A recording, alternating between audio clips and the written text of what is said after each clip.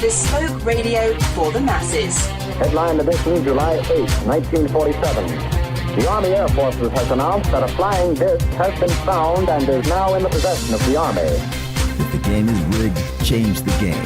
Game changer. I occasionally think how quickly our differences worldwide would vanish if we were facing an alien threat from outside this world. This is Fade to Black with your host, Jimmy Church, on the Game Changer Radio Network and KGRA, the Global Radio Alliance. I need your help to get to the year 1985. You're listening to Fade to Black with Jimmy Church on the Game Changer Network.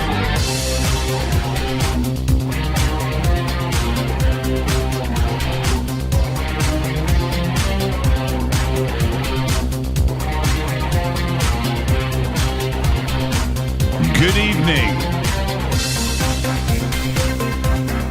Fade to Black. Bespoke radio for the masses. How you doing? Today's Wednesday, March 13th, 2019. 72 days into the new year, just 293 days left. We are live from a bunker somewhere in the middle of beautiful downtown Burbank, California. And I would like to welcome everybody listening all around the world, all across the United States. Hither and thither, to and fro, back and forth, up and down, east and west, north and south, far and near. This is Fade to Black for KJCR, the Game Changer Network, and KGRA, the Planet.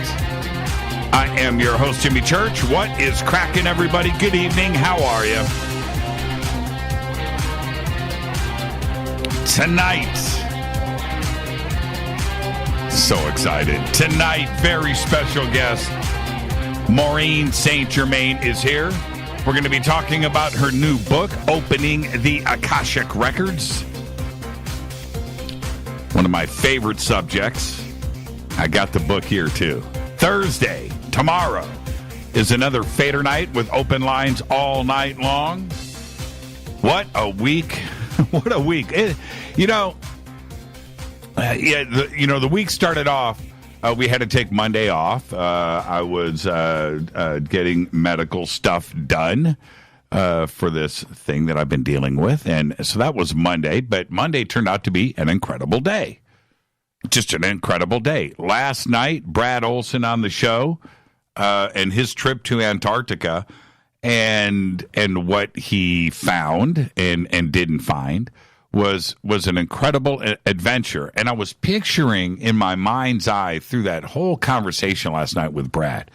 You think about it, him and Emily going down, across, and over and through South America to end up, at the tip of South America, jumping on a 72-foot sailboat and then sailing, not motoring, sailing to Antarctica. And what an adventure. And just picturing that the entire time. What an incredible journey. And that being shared with us, it was just an incredible, incredible conversation last night with Brad. And now tonight we have Maureen St. Germain here. What a great week. And then to cap it all off, it will be tomorrow night, a Fader night with all of you in open lines all night long. Now, you can follow me on Twitter at JChurchRadio. It's simple enough to do, at JChurchRadio. And if you are here for the first time, what you want to do, really, is get on Twitter and use the hashtag F2B. I haven't done this in a while. Let me just say this. Get TweetDeck. Okay, it's called TweetDeck. TWEET Deck, DECK. Download that, get that installed, get TweetDeck going in your life. It will change the way you look at Twitter. Okay, and then when you get TweetDeck installed, you're going to have a bunch of columns that you can create that flash up and down and advance automatically, kind of like a slot machine. In one of those columns, you are going to make it the hashtag F2B, F, the number 2B, hashtag F2B. That's the sandbox, and that's where the conversation is for this show live. And during the show on Twitter, we run through anywhere from 1,000 to 2,000 to 3,000 tweets per show, and the conversation is just incredible. And that's really one of the best ways to enjoy the show. Yes, we have chat rooms. We have one over at Spreaker. Good evening, everybody over there. We have one over at KGRA, The Planet. Good evening to everybody over there. And if you want to do chat rooms, that's great. You know, and I understand that. So we've got those for you. You can also email Jimmy at jimmychurchradio.com. So Twitter is where it's at. Follow me on Twitter and get in on the conversation. Okay, it's very simple. Now, you can follow, like, and subscribe all of our social media over at jimmychurchradio.com. It's all simple enough to do. Okay? All right, let's get to the breaking news. Another crazy news day on this planet. So much stuff is going on that I don't even mention probably, 9/10 of it. And to have all of this that I'm about to bust out on you happen in one day, it's just crazy, crazy news day. The world is crazy, right? Okay, so check this out. Today, President Trump grounded all Boeing Air 737 MAX planes, that's 8 and 9, and says the FAA and Boeing are in agreement with the action, and any planes in the air will continue to their destination. All of this is in response to the crash in Ethiopia. There has been 2 crashes this year, and the systems on board, watching the way the news media is handling this, and some of these pilots coming forward and talking about the instruction manual. Yeah, there's obviously a manual that comes with the plane. And what is happening with this stall control system is absolutely incredible. It's just incredible. And if you are a flight attendant, if you're a pilot, of course, if you're a passenger, and you're on one of those planes, how do you even function? Right? How do you even function? Ground the planes. So they did. Canada, a whole list of countries now have jumped on this, and they really need to do this. We got to figure this out. There was, I believe the number is 5,000. 5,000 Boeing 737s on order. Right? On order. Do you cancel? What do you do with that? Anyway, also, something that just has not been announced in the news, but I'm going to let you know now, that a U.S. warship has essentially been quarantined at sea for over 2 months, and you don't know about it. It has been unable to make a port call due to an outbreak of a viral infection that is similar to mumps. 25 sailors and Marines aboard the USS Fort McHenry amphibious warship have been diagnosed with parotitis, which causes symptoms similar to the mumps. And this is according to U.S. military officials, but the U.S. military has not disclosed it. They haven't talked about it. The illness first broke out in December, with the most recent case being reported on March 9th. Today is March 13th. Now, they say that everybody on board is expected to recover, but they quarantined this ship, and nobody said anything about it. Very interesting. Now, going on to the biggest story in the country right now, which obviously is cheating to get your kids into college, right? All University of Southern California, all USC applicants who are connected to the alleged admissions cheating scheme will be denied admission. A case-by-case review will be conducted for students who had already enrolled at USC and may be connected to the scheme. So I guess that Lori Loughlin's daughter, her name is Olivia Jade, has already moved out of her dorm room that she just posted this video of. And maybe she'll announce it to her 2 million YouTube subs. And I don't know if you've seen the video with Olivia Jade where she says she has just moved into her dorm, right? And she has a roommate. And in the video, and I'm paraphrasing, but pretty much word for word, I can quote her. I'm more concerned with, the parties, game night. I don't really care about education. It's like, what? Your dad just bribed with $500,000 at $500,000 to get you into college. And that's your take to your 2 million subs?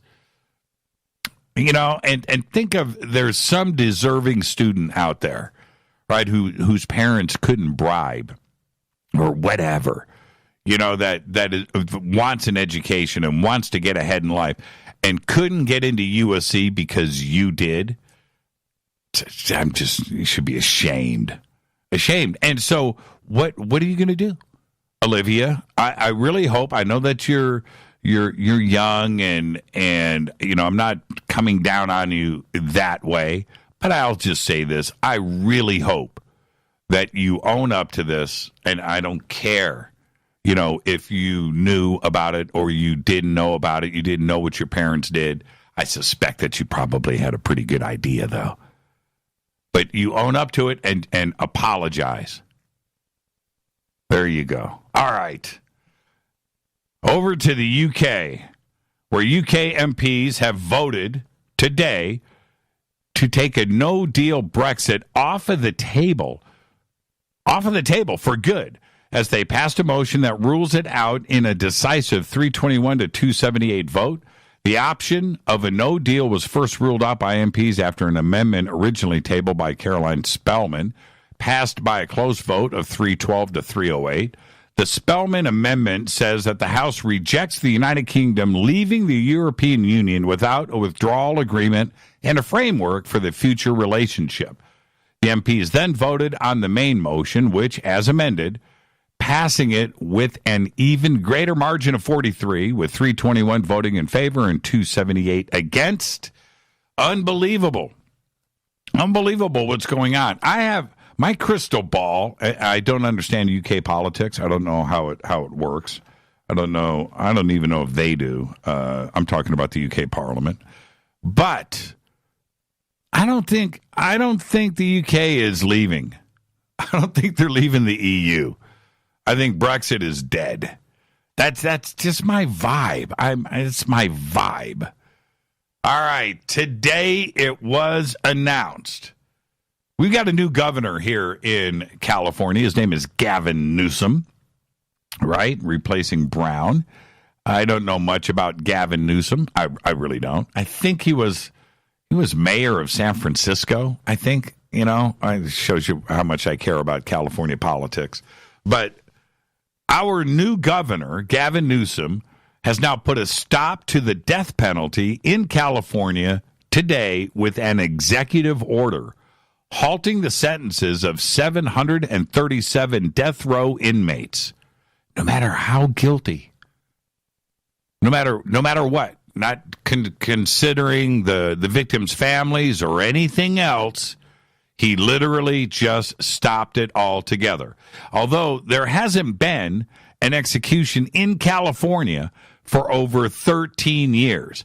And as of today, several death row inmates were out of appeals, which meant that they could have started up again executing very, very soon. But today, it stopped. And I don't know. We voted here in California back in 2016 to uphold the death penalty. Now, it doesn't matter what my opinion is here, but the people of California voted for that, and this is a democracy, right? I don't know. That's a pretty bizarre situation where you can have a governor just override an amendment and voting by the state and then just turn around and sign an executive order. Very interesting, very controversial. Also, earlier today, I don't know, I couldn't find any. I'm going to talk about some paranormal activity over at the house. I was woken up this morning by an earthquake, right?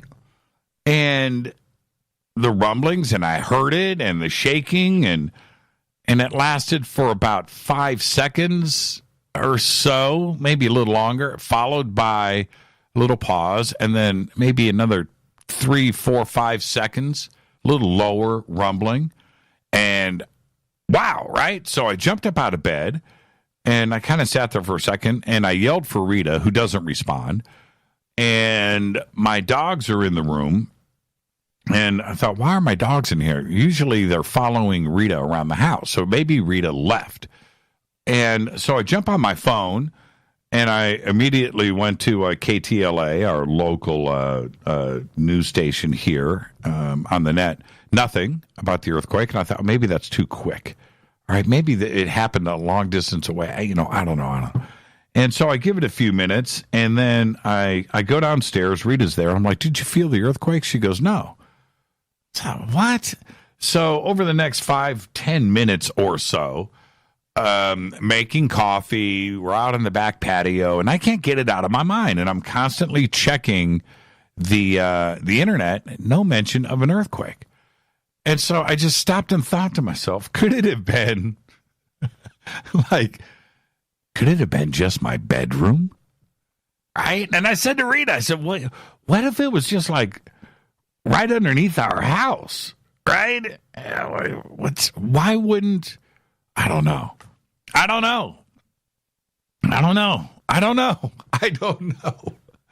It was bizarre. And the last time, anytime anything like this happens, it's always a bigger earthquake further away, and you hear about it, whatever. And, we're just getting, the tail end of it, and, we're on the outside of the circle. But nothing, no reports of any earthquakes today. And it woke me up. Yeah, trippy, right?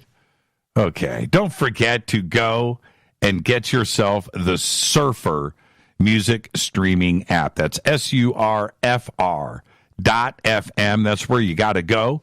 All you got to do is download it. That's it. That's all you got to do. You don't give up any of your information, no privacy, no nothing. Just download it and start enjoying your music. Go to the banners at jimmychurchradio.com or go to surfer.fm, SURFR.FM. It's super easy. It's fun. All you have to do is download it. That's it. It's simple. Surfer music streaming. It's absolutely incredible. It is what I use now.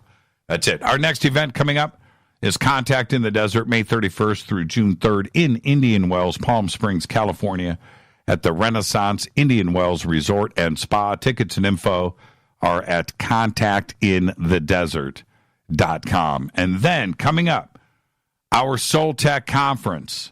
Our 2019 Soul Tech is over the July 4th weekend at Sunrise Ranch in beautiful Loveland, Colorado.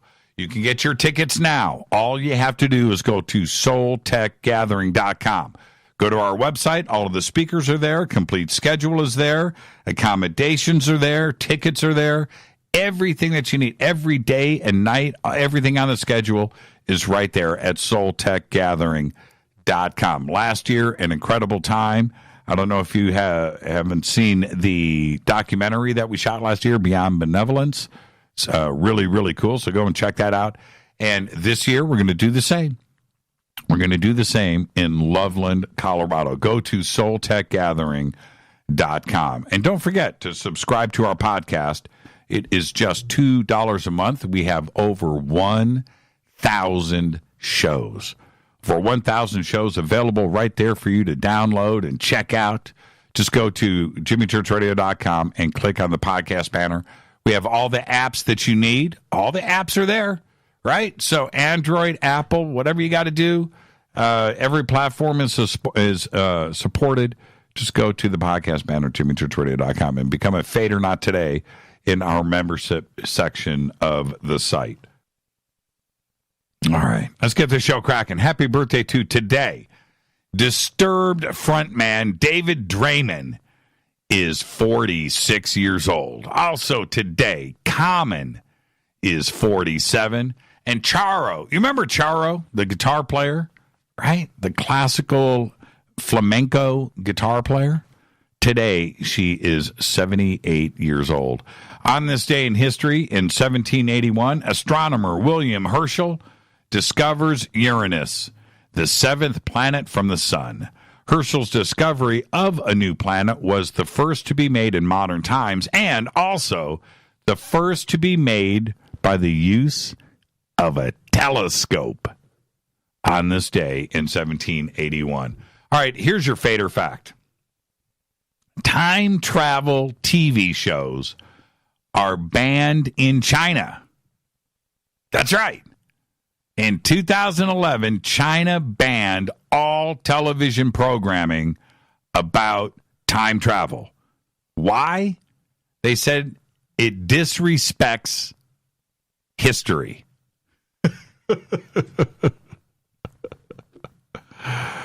And that is your vetted fader fact. Tonight, very special guest, Maureen St. Germain is here. We're going to talk about her new book, Opening the Akashic Records, which I have here, an incredible book, and we will talk about all of that tonight. Tomorrow night is Fader Night, open lines all night long. All right. Let me hit this River Moon coffee. You know what? Let me hit this River Moon coffee again.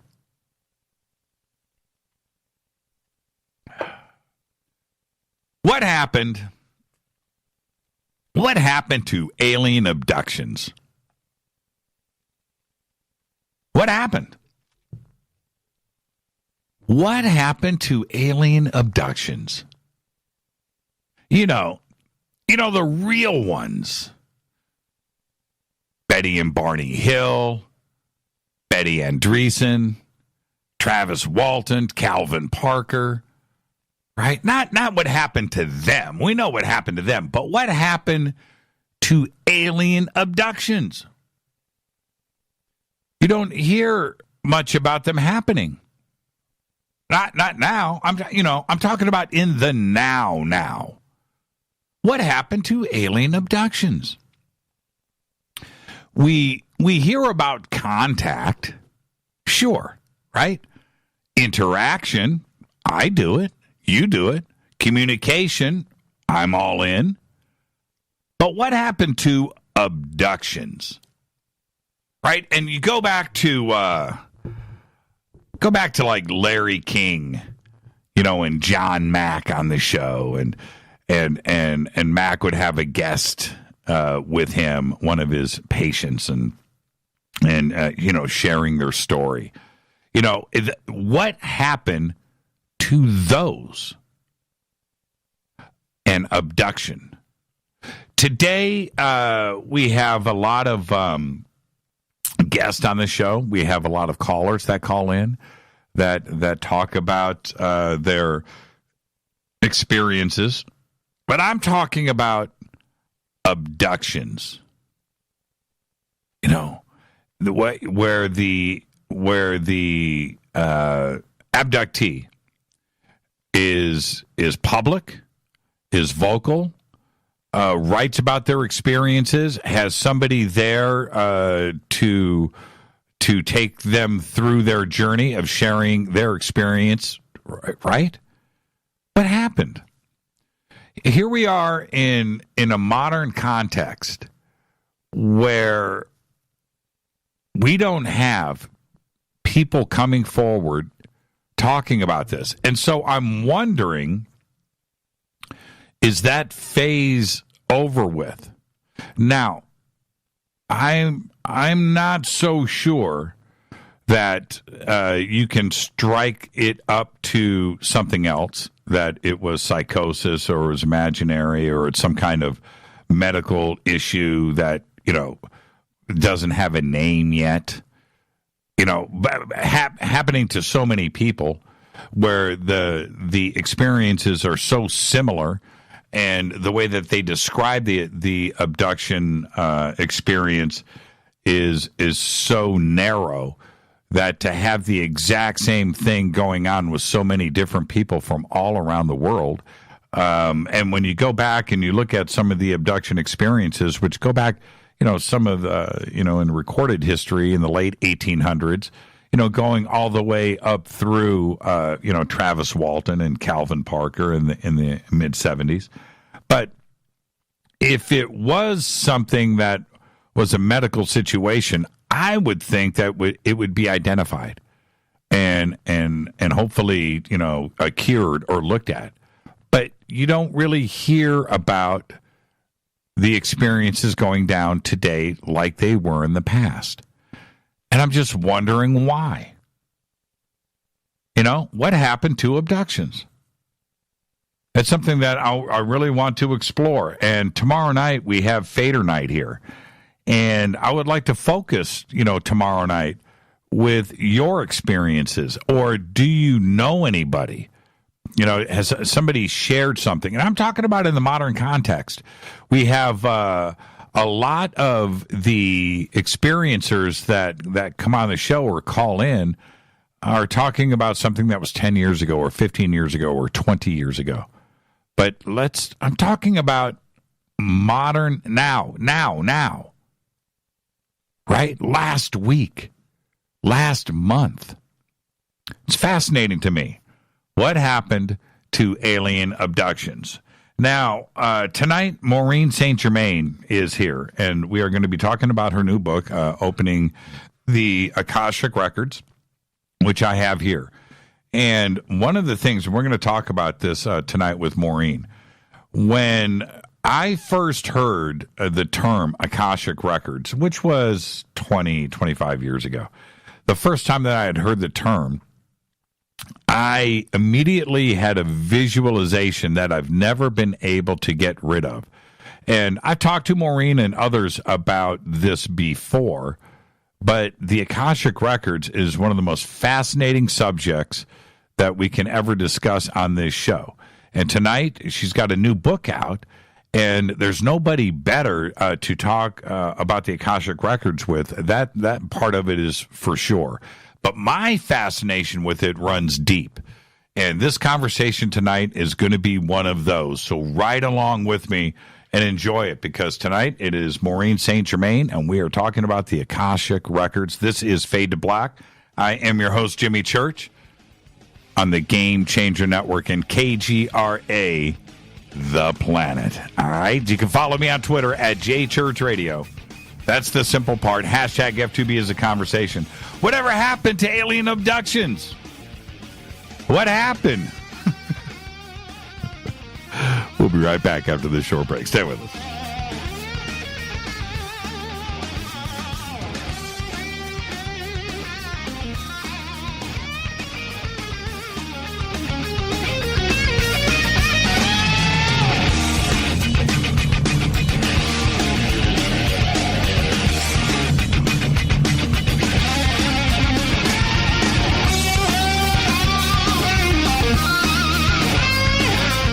This is Nicole Church, daughter of you-know-who, and you're listening to Fade to Black on JimmyChurchRadio.com and the Game Changer Network. You're listening to Jimmy Church, Fade to Black. Fade to Black will now pause for alien identification. The station that talks the net. KGRA Radio. When you take the beans from Central America with dashes of Indonesian and African mixed in and then roasted to the dark side of Fade to Black, you create the ultimate brew of fringe. Introducing the Fade to Black blend from River Moon Coffee. Yes, River Moon's darkest customized roast was created for the love of Fade to Black. The alchemy of masterful roasting and smoking the beans is in every sip of this full-bodied, dark Java. I need my coffee dark, deep, with distinct bittersweet chocolate highlights, just like the bunker. Leaning further into the darkness of the roast is Fade to Black blend from River Moon Coffee. Just click on the banner at jimmychurchradio.com and use the promo code F2BBLEND for 15% off of your order today. Go Beckley Teppy. This is Jimmy Church of Fade to Black, and you can get our podcast for just $2 per month. All you have to do is click on the podcast banner over at jimmychurchradio.com. Hey folks, guess what the number one phrase that Life Change Tea receives by email? You ready? We love this tea. We love this tea. Time after time, week after week, we love this tea. Life Change Tea gives you more energy, a beautiful cleansing, and fulfills its slogan perfectly. The tea that makes you go. So if you want to be on your health game, log on to getthetea.com and order Life Change Super Strength Tea. Packages come in a 1-month supply, and when you brew this stuff, wait until you see the results. Aren't we all about the results? And with a lot of people's health struggling, we can use a little bit of help. Doctors will tell you disease starts in the gut. So log on to getthetea.com. That's getthetea.com. Be our next email saying, I love this tea. I love this tea. Get the tea at getthetea.com. Helping America one tea bag at a time. 9 out of 10 geneticists agree. Fade to Black is not your father's radio show on the Game Changer Radio Network and KGRA, The Planet. Do you want to lose weight but have no idea where to begin? The Fast Start Diet, a 3-day weight loss plan, is the answer. 3 days of nutritionally balanced, calorie-restricted meals delivered right to your door. No shopping, no measuring, and no cooking. Everything is prepared for you and ready to eat at home or on the go. The Fast Start Diet has all the amazing benefits of intermittent fasting without starving. We've helped thousands of people who have struggled to reach their weight loss goals. Isn't it time we helped you? With the Fast Start Diet, you'll lose weight and feel great. Find Fast Start Diet on Amazon or go to faststartdiet.com and use promo code TALK to get 10% off your first box. And as a special bonus, Fast Start will include their #1 rated Lipo3 appetite suppressant spray free with your order. This is Jimmy Church. And whatever your diet plans are, do what I did. Go to faststartdiet.com. Hi, this is Rob Reiner from Anvil, and you're listening to JimmyChurchRadio.com. What's up? I'm Chris. What up? This is Kyle Massey, and you're listening to Jimmy Church Radio.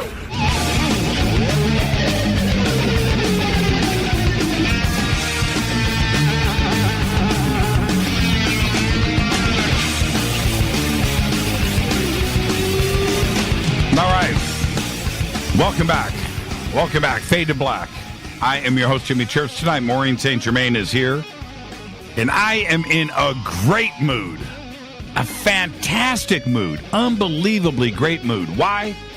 Maureen is the founder of the Akashic Records International, ARI, and Transformational Enterprises, Inc. She has over 25 years of research and practical experience in the area of mystical and sacred traditions.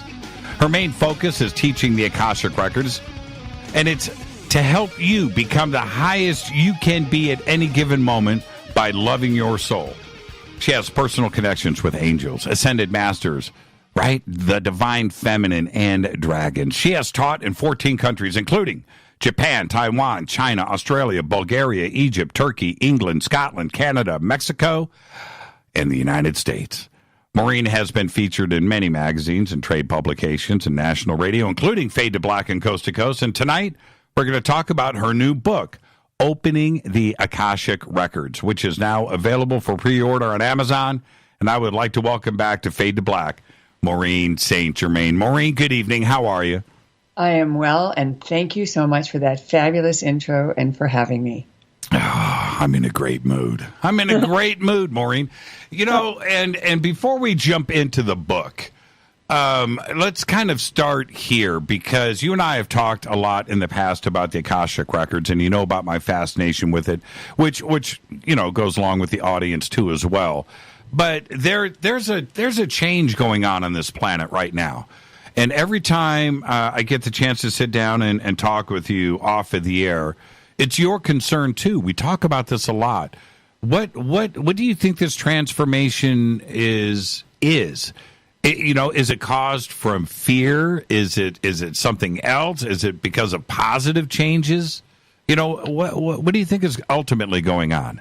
Well, because I'm so plugged in, I could actually feel the concern from the beings on high, either the ETs of the light, for example, that I work with. And for a long time, there was this big concern that there would be, for lack of a better word, mass mob energy when the truth started to come out and people discovered things. And I really didn't contemplate this. This was more like they were feeding this to me. And about 2 or 2.5 years ago, that concern fell away. And it was as if they, quote, found a way to ensure that people wouldn't go crazy with either the new information that they would, have a meltdown, or that they would be upset with their government or whomever, because that would be another big drama that would occur. So as humanity is being elevated energetically, and then there are things that are happening behind the scenes, and I have always felt that since this transformation, the shift of concern to this is not a problem anymore, we got it handled, energy, that humans would be able to take it. They would either be elevated enough that it wouldn't faze them, or there would be enough of the business of cleaning up everything done behind the scenes that when they did find out, they would get so much benefit from either more availability of funds or more availability of medical cures and resources, that they would say, yeah, I kind of thought that was going on. I never trust that person anyway, and keep going and not get freaked out. Let's stay right here for a second. 2.5 years ago, I like your timeline there, because 2.5 years ago, it seemed like 3 years ago, we were on easy street, right? I'm serious, too. You go back, I can't even believe I'm saying this. 4 years ago, the good old days, right? 3 years ago, the good old days. 2.5 years ago, this planet tilted. Something happened 2.5 years ago. And to say something like it fell away, that's a very interesting comment for you to have received. So let's stay right there for a second. What do you think happened 2.5 years ago?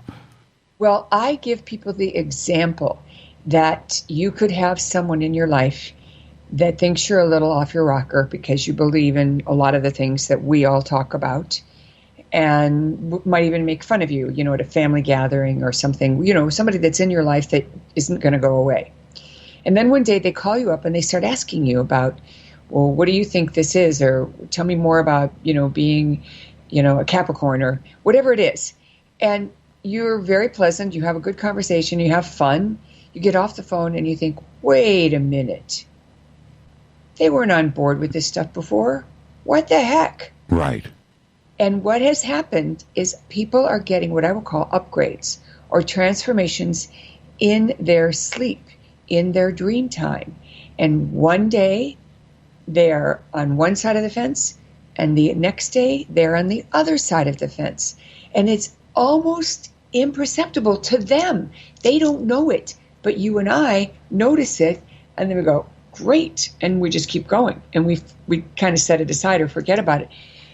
So you could even call them, what would you call them? I'm trying to think of the word, extras. In the movies, the extras fill a spot. And what if all those extras are just waiting for the key people to get their act together and get everything done to a certain place, and then the extras are going to flip because they're only extras?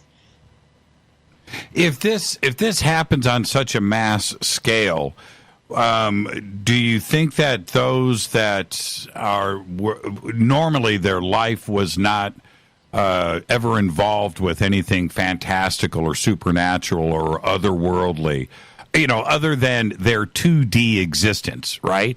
Right. And something like this comes along, do you think that they would start speaking about it or making it more visible? I absolutely do. I absolutely do. And I also think that they're going to not realize that they didn't speak about it before. They're not going to think there's anything unusual about their questions. Right. It's like me calling you for a recipe for barbecue. Right. That's exactly my point.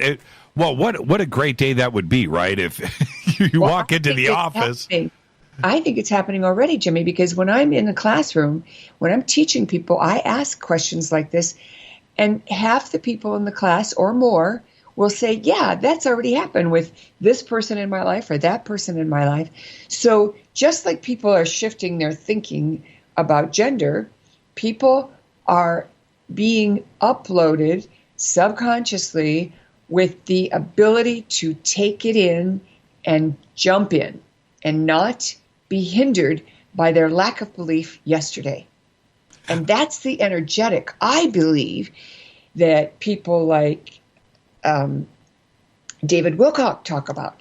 I see this as a energetic shift that is happening right before our eyes.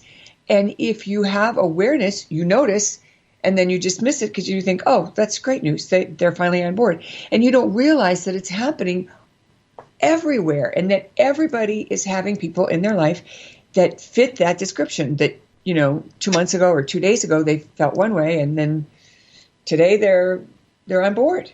What I find a little strange is that I used to think, and it was kind of like walking around with blinders on, Maureen, but I used to think that our community, you and myself and those around us, were all that there is, right? That we lived in this little bubble, which is fine, right? That's okay.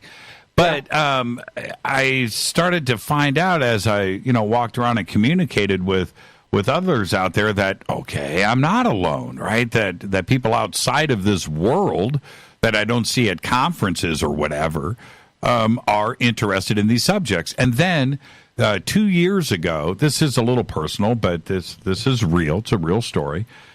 2 years ago, our daughter Diana, she gets a new job while she's going to college at an insurance company, right? Okay, and she comes home and she goes, guess what? The owners of the company that I'm working for are going to the Conscious Life Expo this weekend, right? I was like, what? And I thought, well, how wonderful is that? But that is completely, just completely out of left field, not only for me personally, but for my daughter who doesn't participate in this world. She doesn't go to conferences or take part in this, but her bosses did, and they're in the insurance business. You just never know these days, do you? That's right. And then, of course, there's the idea that the apple really doesn't fall very far from the tree. And I will tell you a personal story about my kids when they were younger. At age 14, one of my kids got a job working at McDonald's because there was a shortage of people to do that. So he was working the cash register, no machines. And he came home one day and said, Mom, I saw instant karma. Now, I had used that term occasionally around the house, but I didn't push it on them. Right. I was, doing any kind of preaching or anything. And my mouth dropped, and I said, well, what happened? And he proceeds to say how this woman came to the counter. She was really in a bad mood, and she complained because her fries were cold, so we got her fresh fries. Then she said her milkshake was warm because she had waited for her fries, and so we got her a fresh milkshake. And then she went over to the condiment counter, and the ketchup machine blew up on her, white coat. And so my son turned around, and his boss was standing behind him, and he said, I'll cover this one. And because he couldn't stop laughing. And of course, to have your 14-year-old tell you instant karma, it's like, they do get it. Even though they're not buying it, they're getting it. Yeah, they do. They do. And I'm going to guess on this and say maybe about 2.5 years ago. Again, both of our daughters not into this world. Okay, somewhat now a little bit because they listen to the show once in a while or whatever, but they don't know the names or the terms or anything. But Rita and I are in bed, and our daughter Deanna comes home. It's about 11 o'clock at night. She comes running into our bedroom. I just saw this green ball of light out in front of my car, and I took pictures of it. in front of the house. We're like, what? She goes, this green ball of light, look. And she took like 10 pictures. She gets out of the car, and the light went up around the top of our house and then out into the backyard, and she photographed it from the front of the car, which was down in front of the car. She goes out, and it's up in the air. It's, I don't know, the size of a basketball, maybe. And it was at night. And she photographed. She doesn't know what she's doing. She's never heard of an orb, right? She just sees it and is photographing it, and then comes running in. Look, this thing, and I just photographed it. And Rita and I just well, first off, we were amazed at the photographs, but we kind of sat back and went, "This is pretty cool." You know, it is very cool. And now she knows you're an ET. It was so. I'll tell you what. Rita's thinking one thought, and I'm thinking the male, the male brain. Holy crap, my daughter! I'm so jealous. Right? She got to photograph that, and I didn't. And I just looked at those pictures, and they were incredible. They were really, really good captures. But again, they didn't know. And this is what I'm talking about, Maureen, right. That others out there that are not part of our world that may see an orb or may suddenly start to be aware of synchronicities in their life, or maybe deja vus, or, manifesting their own reality. But they don't know the terms. They're not familiar or up with it, but they're experiencing it for the first time. Especially like the gaming community, where they're constantly chatting and talking to each other and maintaining connection across the U.S. and across the globe. I have 4 sons, and they're all over the U.S., and it blows me away in happiness because they'll play together. Every week they're playing games together. It's like, what?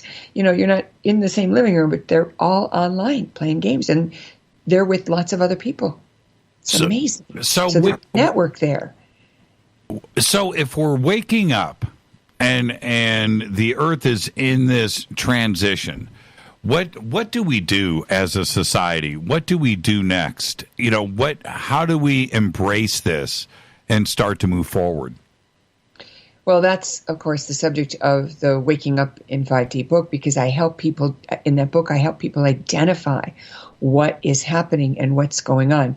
For example, in my membership group last week, I was giving a lecture on how you can be taking upgrades. And there's 3 ways. You can take an upgrade through an emotional experience, and you have this, it could be an emotionally high, happy one, or it could be an emotionally high or emotionally low kind of experience, a divorce or a death. And, you're in this deep state, and then suddenly you have these insights and these connections, and you see God or you see Jesus, and cool stuff happens. And you think, thank God that happened, it pulled me out of it. Or thank God I had that wonderful experience because, now I'm even feeling higher. That's one way. And then there's a couple of other ways. One of them is this download business that happens during the dream time. And what happens is you actually feel energy moving towards you. First of all, you're sound asleep. And then you wake up and you're wide awake and you're looking around and you're thinking to yourself, I don't have to go pee. Why am I awake? And then all of a sudden you feel this energy. And I'm going to make a sound, what it would sound like if it had a sound. It doesn't have a sound, but it feels like this, do, kind of a, lowering down gently to you. And then it's like in your body, and you let go and you fall back asleep again. And I think that business of waking up is like you're being alerted, okay, we're going to do this now. And you're taking an upgrade of some sort through your own higher self or higher dimensional beings. And waking you up is your permission, so to speak. And then the third way is when you have an aha. And that aha occurs when you finally accept something about yourself that you have been told, either in the Akashic Records or by somebody who's got their wisdom channel on.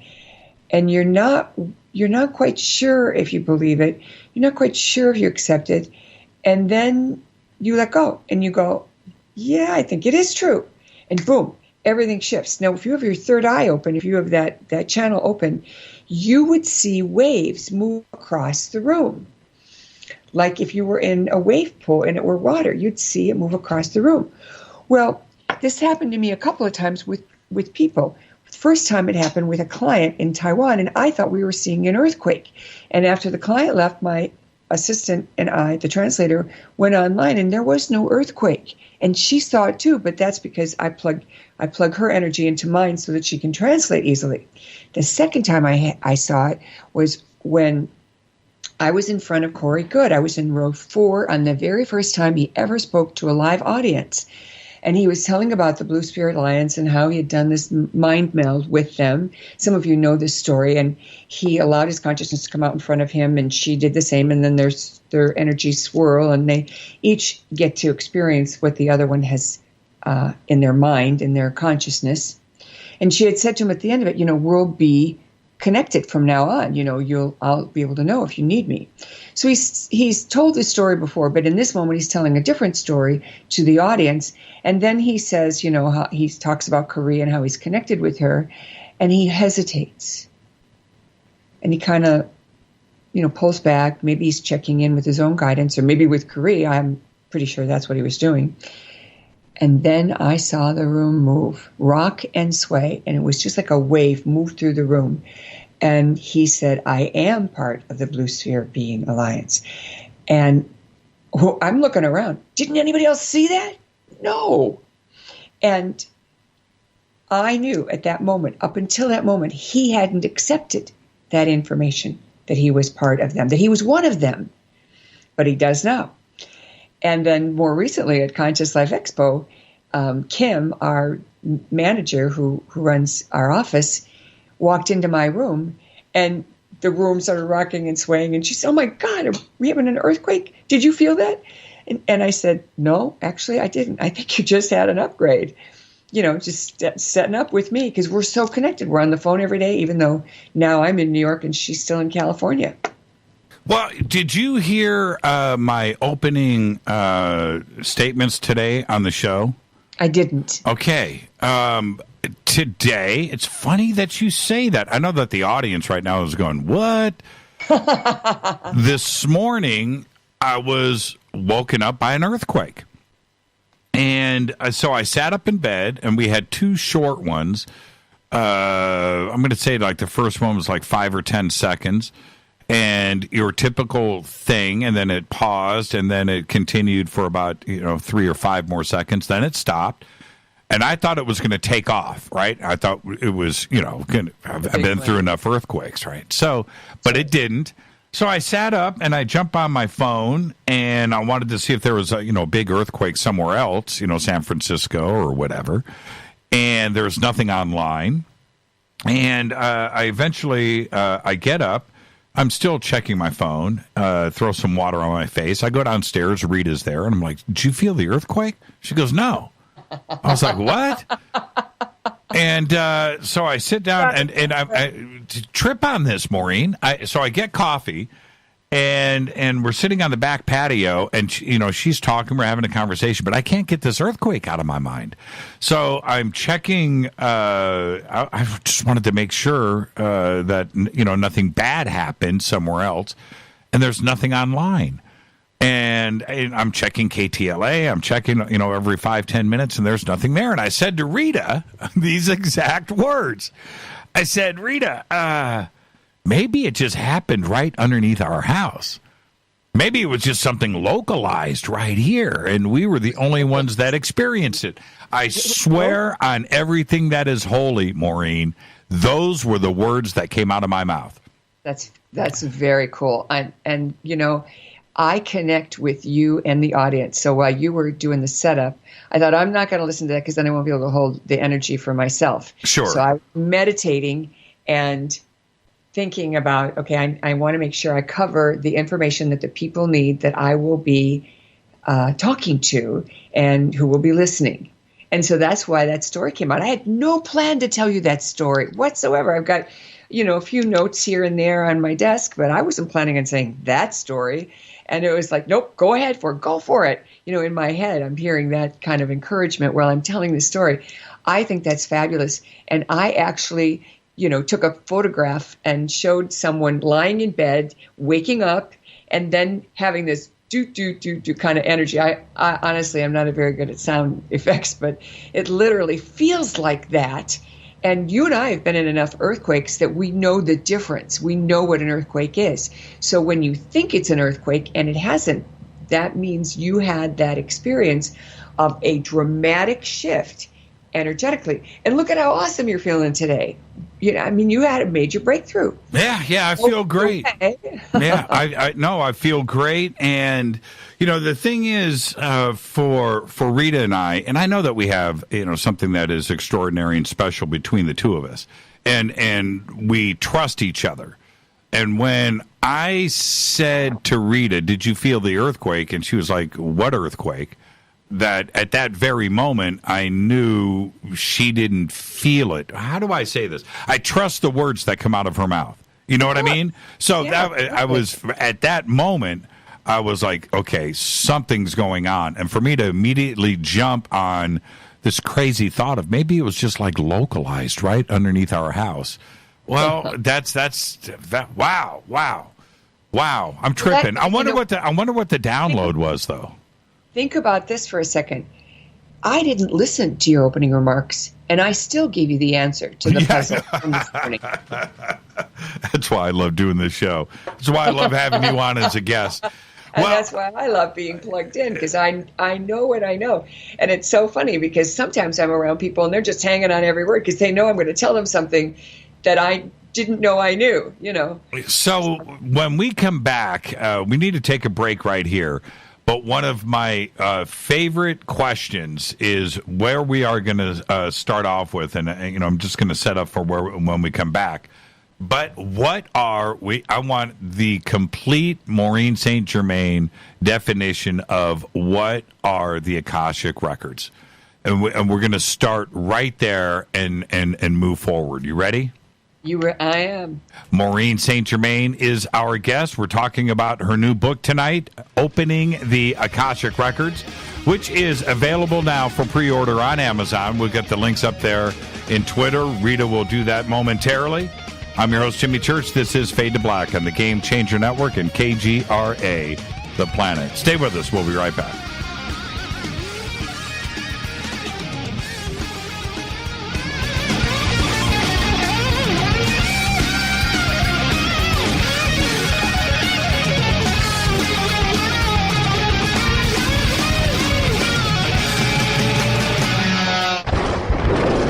This is Fade to Black with Jimmy Church on the Game Changer Radio Network and KGRA, the Global Radio Alliance.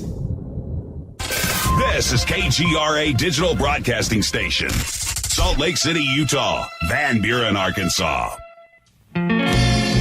Introducing the new Surfer Music app. Listen, Fade or not, you know I love my music. This is my go-to for all things notes. The Surfer app is a brand new concept in music listening. Surfer is free, providing unlimited access to thousands of live streaming radio stations. Surfer is an exciting, interactive listening experience. Discovery and surprise are built right in.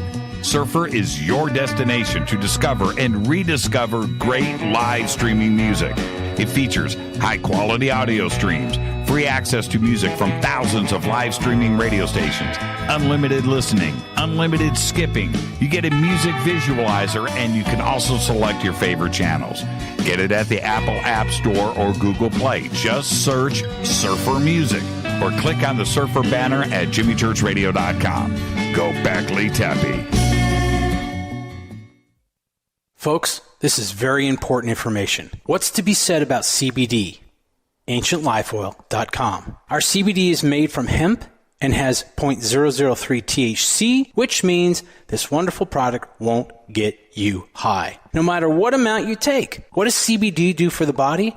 My hands are tied. But you can Google CBD benefits and be astounded. When you're finished reading, you'll want to log on to AncientLifeOil.com. That's AncientLifeOil.com and purchase. Life is good when you feel good. People are tired of pain. People are asking for non-GMO organic products to help them with You fill in the blank. Legal in 49 states, and again, our CBD is made from hemp. Ancient Life Oil is about helping people, one by one by one. If you wonder how good the product is, the CEO takes it every day without miss. AncientLifeOil.com. That's AncientLifeOil.com. Have a great day.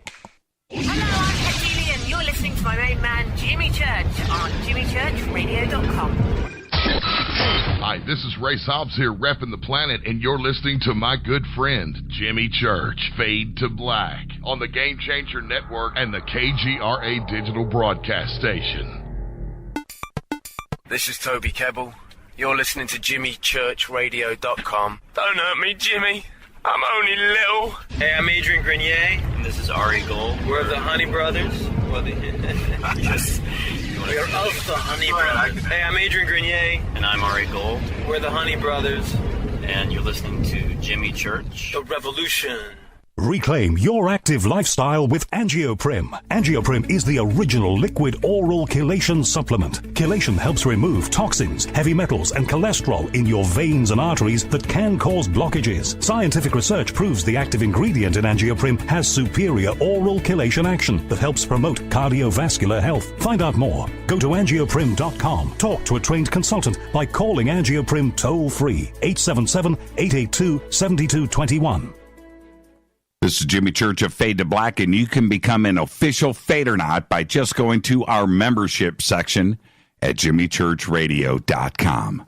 Hey, it's Grace. Can we talk about something serious for a minute? Your age. Getting old has its perks. But remember, being a few years younger, you know, your hair was thicker, you didn't have so many wrinkles, that extra weight wasn't haunting you, and you just felt better. Well, we can't turn back the clocks and go back 10 or 15 years, but you can start feeling and looking 10 or 15 years younger with Nature's Youth RSF. It's a doctor-formulated daily supplement that helps your body maintain its peak performance and fight the aging process. Imagine sleeping better, looking better, and feeling better. See how Nature's Youth RSF has helped thousands of people just like you at nature'syouth.com. nature'syouth.com. Imagine how it will feel when your family and friends are asking you what you did to look so good. Your secret will be Nature's Youth RSF. It's time to start looking better and feeling better. Learn more and order your Nature's Youth RSF at nature'syouth.com. That's nature'syouth.com. That's nature'syouth.com.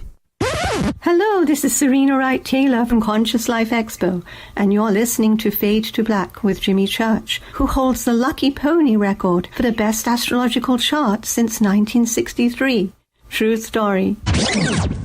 This is Micah Hanks of the Gralien Report, and you're listening to Jimmy Church on Fade to Black, across the globe on the Game Changer Radio Network and the one and only KGRA Radio, The Planet.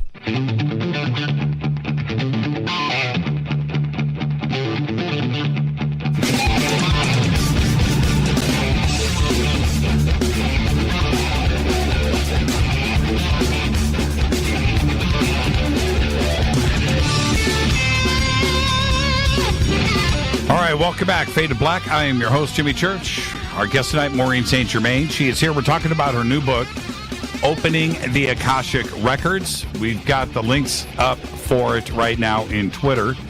And Maureen, right before the break, I would say what we need for everybody out there is an understanding of what the Akashic Records are, a real definition.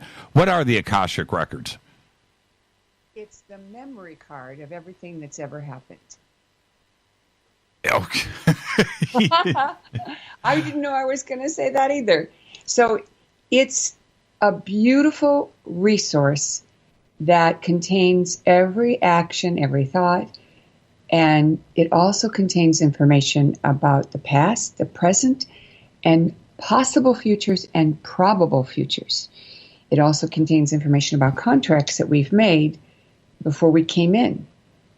And that does not negate free will, because that's the big question people ask. If the future is in there, where's the free will? And the answer is the future isn't in there as the future. It's in there as a potential or probability. This is also why you can say there are not infinite choices. The choices are as many as you can think of. So that's limited.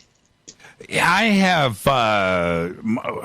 I've always had the vision of the Akashic Records as being like a physical, infinite warehouse, maybe with computer servers and file cabinets and like library cards, right? Well, that's an easy way to think about it.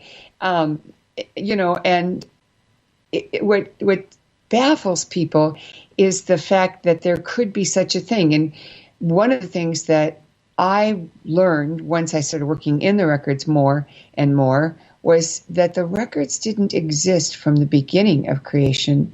They were created as an afterthought, not like, oh gosh, we should do that, but oh gosh, wouldn't it be nice to have that as a resource? Now, before you and I got woken up or whatever, this kind of information was only available to the shamans and the spiritual teachers and the highly evolved beings who had earned the right to have access to such a data bank. But today, anybody can get in. Okay, I'm going to stay right here, but what do you mean it doesn't go back? I want to understand what you just said, that everything is not there, right? That it doesn't go back to the beginning of everything? Isn't there. Infinity isn't there in terms of the future. In other words, no matter what you're going to do, let's say you're a student in high school and you're going to go to college. You're looking at 3 different colleges and you're applying to all 3 and you get accepted at 2. Now you still have to decide. So both of those futures are there until you stop funding it with your thought. So the future might only be out 6 weeks, because at 6 weeks, then you change your mind and decide on one school and you go. And then the whole thing on the other school fades when you have this aha moment and you think, I made the right choice. Or the aha moment, I'm going to transfer to the other school. Okay, so if that is the case and we start to talk about free will, you're right. We've got a bit of a paradox here, right? Are we looking at it? Physics says that there's more than one version of the reality, and it's based on observation. So if you observe yourself in your mind's eye in your future, being in one school because you've gone on a campus tour and you're on that drill, and then you're visualizing yourself on the other campus and going through that drill that you've already done. Right. Those are 2 versions of the future that you've created with your mind. And they're in the records like that, as a record of your mind. But they're still being funded with your energy. I wonder what will happen if I go here. I wonder what will happen if I go here. And it's when you stop using your energy, your emotion, your enthusiasm or lack of it to fund it, to support it, then they cease to exist. Go back to the movie Back to the Future. When Michael J. Fox was in the car with his mother she was at age, 16, 18, whatever, and he was supposedly that same age. She's trying to make out with him, and he's pulling out the family picture, and as she grabs him and pulls him close, his picture on the family photo that he has in his pocket and pulled out has started to fade, and he panics. Yes. Changing the reality in the moment. Right. So that action started to change the reality. He pulls back and he jumps out of the car and he, gets away from it. And everything's fine. But what do we do with that thought of if our future, if the probabilities, I should say, are laid out in the Akashic Records, if the probabilities are there, doesn't that dictate somebody has looked at our future and laid out the possibilities? Therefore, free will is not 100%. No, I will challenge that, and I will show you. We'll first go back to the road not traveled and say you've traveled both roads. And I'll give you an example. Take a couple who've gotten married and, married a long time and then they split. There's a lot of regret there because they were married a long time and they had a good thing, but they hit a wall, so they couldn't go past a certain point. Now, both of the parties, this is a true story, by the way, both of the parties had a lot of guilt about what caused the demise of their relationship. Right. And one of the parties who was plugged in and able to have experiences, saw herself still married, was able to have like the alternate reality experience because she was still feeling guilty. And as she stopped feeling guilty, that energy changed and disappeared.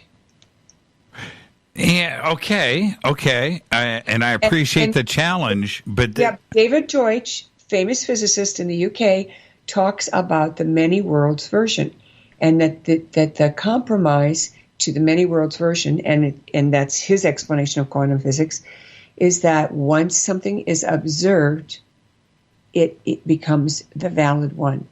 But if you have the capacity to be in two dimensions or two versions of reality at the same time, you could observe yourself making the choice that you didn't make. Or, the temptation that you didn't take. One part of you follows the desire and the other part says, no, I don't think so. I don't want to mess up my life or my marriage. And that is, that's a frivolous thing. And you kind of pull out of it. But for a brief moment, when you entertain a temptation, you're funding it with your feelings, with your emotion. And that's part of the record. So you still have free will. You still are producing an outcome in 3D or wherever you're at that is valid for you at this time.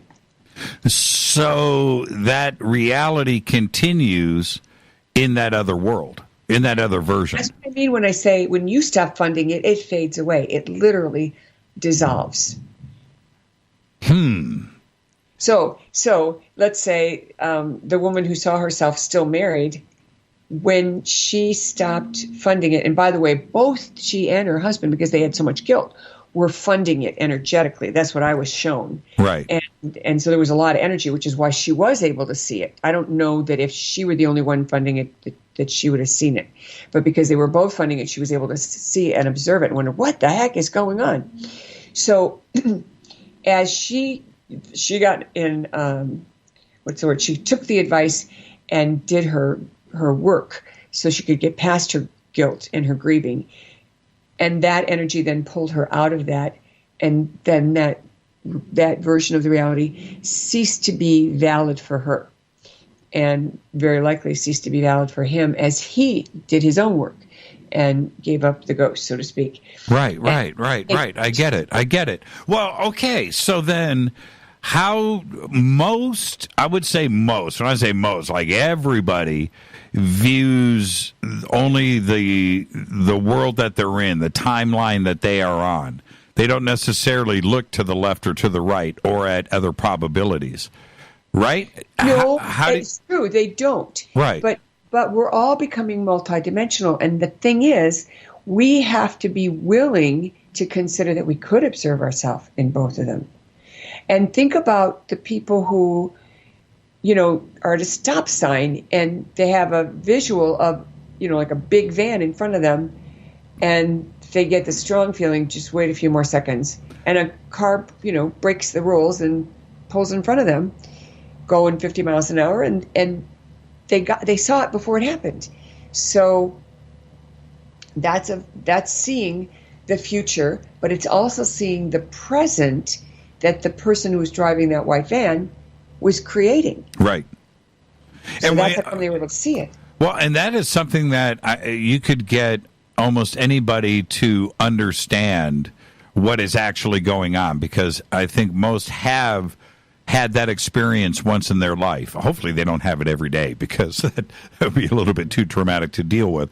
But you can start to expose them to what we're talking about here by those types of simple experiences that happen every day that may just get dismissed as, a big whatever. Exactly. And that's the number one thing I think waking up in 5D is all about, is the discovery that something you had dismissed as just being weird or an aberration. Right. You suddenly are able to give it a value and say, oh my gosh.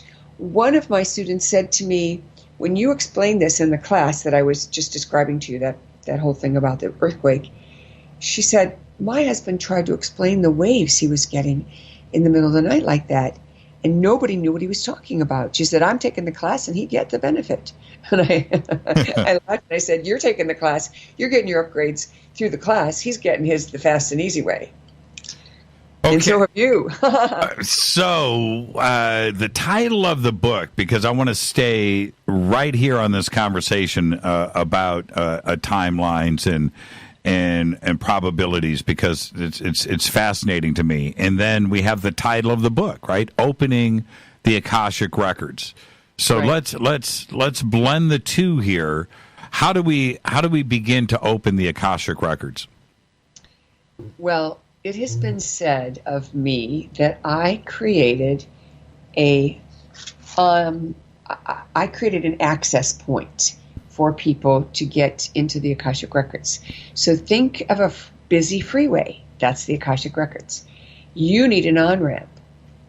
My book is the on-ramp, and it tells you how to get to the on-ramp, how to gear up to speed, and how to join the freeway at 70 miles an hour.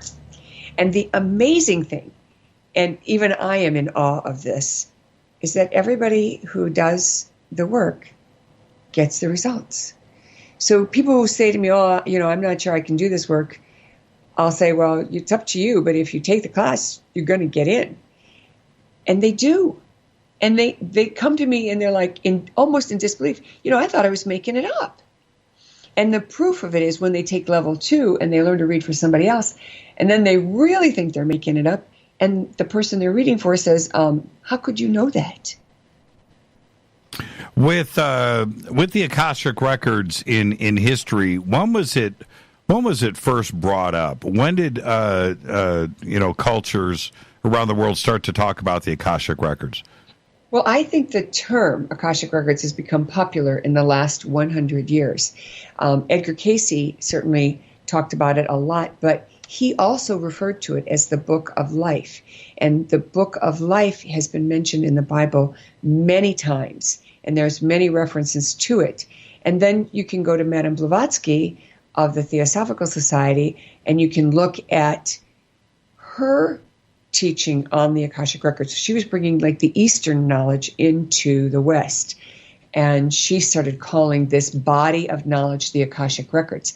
Now, I'd like to make a slight explanation. A lot of people make a reference to the word Akash or Akasha, implying that it is the Akashic Records. And what I can tell you is the Akashic Records reside in a level of consciousness called the 11th dimension. But the Akashic Records are not all that's in the 11th dimension. And Akash is a Sanskrit word meaning sky. So when you refer to the Akash, you could be randomly referring to anything that's unusual. Laszlo wrote about the Akashic Records that way. And when I read his book, I thought, oh my goodness, how could he make that gross example of everything that's out there? Every unusual experience is coming from the Akash, because it's simply not true. Number one, we're creating the reality. The Akash is not creating the reality.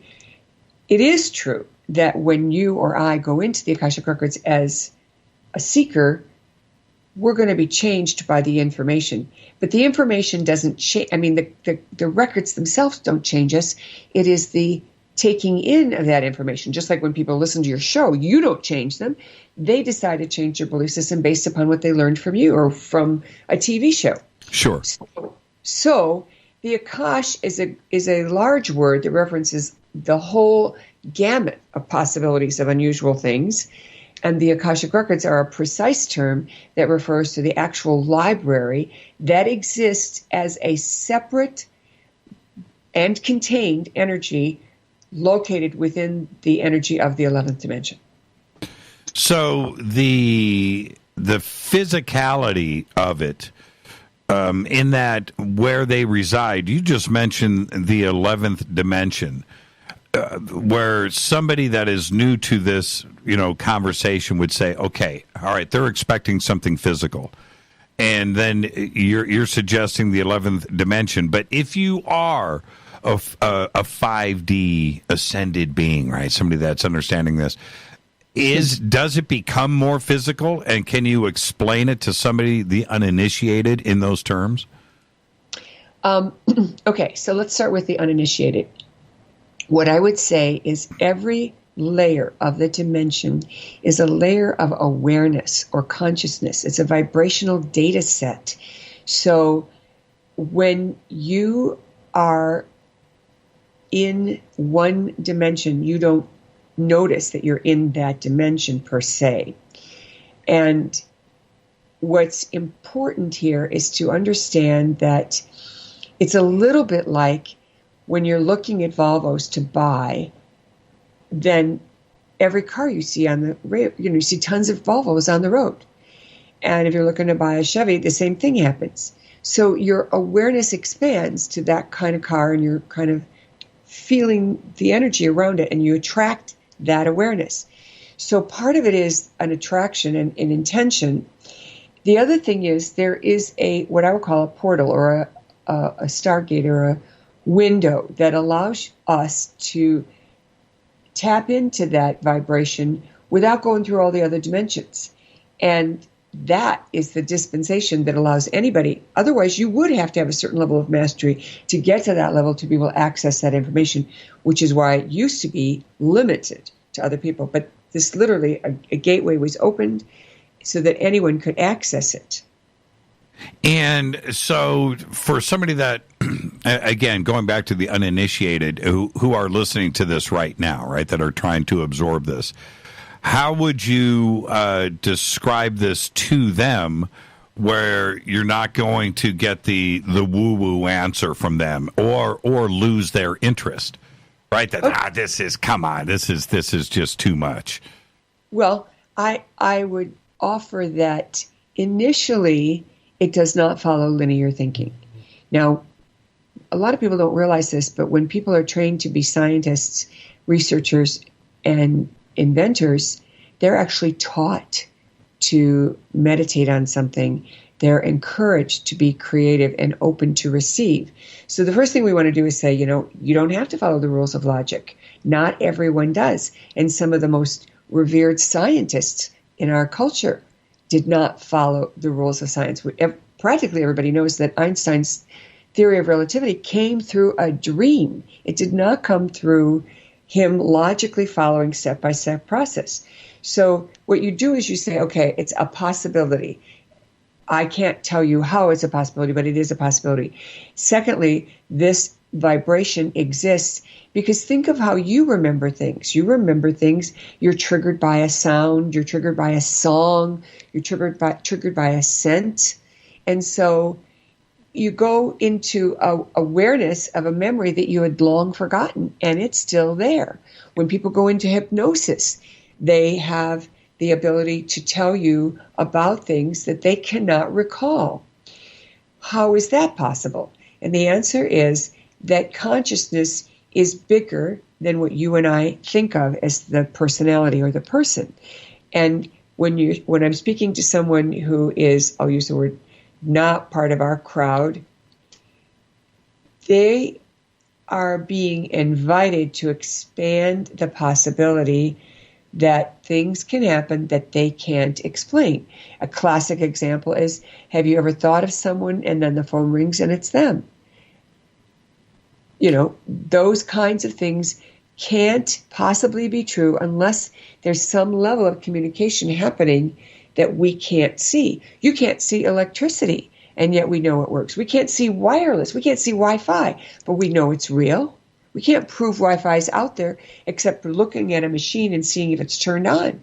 But you and I can't see it. We can't walk into a room and know for sure the Wi-Fi is on unless we open our phone and see, does it register? Right. Right. And we know that this kind of stuff goes on all the time, right? Mm-hmm. The phone call from somebody that you haven't spoken to in 5 years, and the thought comes in your head and the phone rings. Mm-hmm. That, when you get into statistical probability of that just being chance, we're talking about some extraordinarily large numbers. But we know that it happens all the time. Mm-hmm. So many out there are just closed off to the point where they say, that is just coincidence. Come on, it can't, and I have to argue this point with them, Maureen. I don't know what to do about it. What you say to them is start asking around. Don't take my word for it. Just ask a few friends if they've had this happen. And you're going to discover all your friends have had this happen. And if it's happening to them, that means it's bigger than just coincidence. And go right back to that comment. Statistically, that's not probable and not likely. So it's got to be something more. So anybody can do it.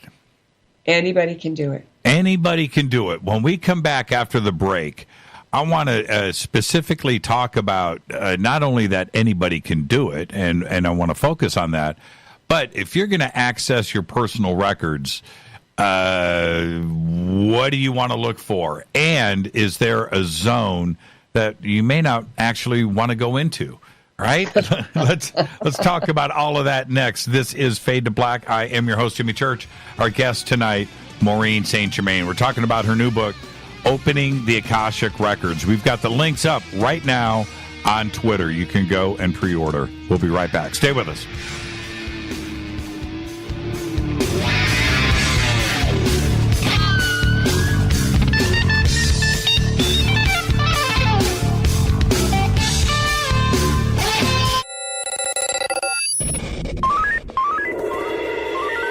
Way out here, we listen to Jimmy Church. You're listening to Fade to Black. Always on the edge of the hottest alternative talk. Jimmy Church with Fade to Black. KGRARadio.com. ¿Qué tal, mis amigos? Yo soy Mario Carsoner Tiburón y los invito para que escuchen a mi buen amigo Jimmy Church Radio. ¡Claro que sí!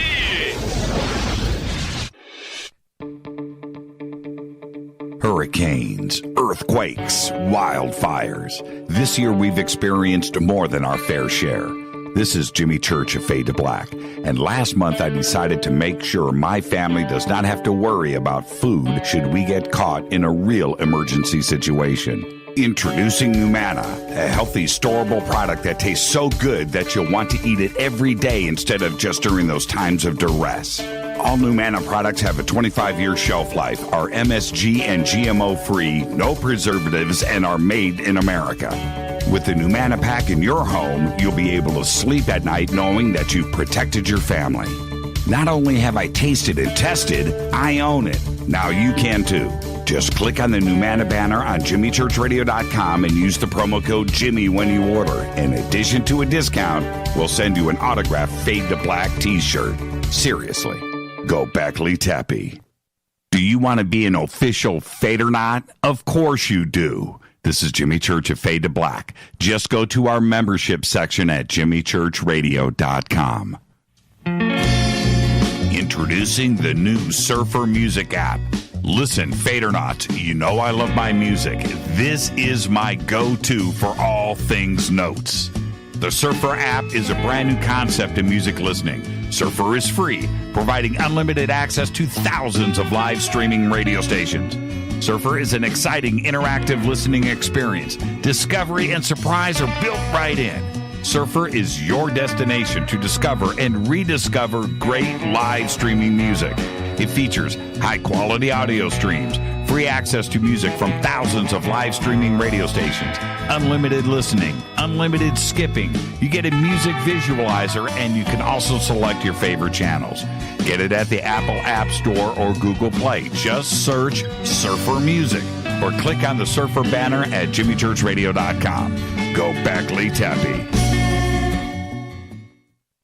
So, you love talk radio? Then you'll love TalkStreamLive.com. TalkStream Live is always on, 24/7 with the best streaming talk shows. Find your favorite talkers and discover some new ones. It's free, readily available online or on mobile with any smartphone or tablet. Finding your favorite talk shows all in one place has gotten a whole lot easier. Just go to TalkStreamLive.com. Be sure to download the free apps from Google Play or the iTunes App Store.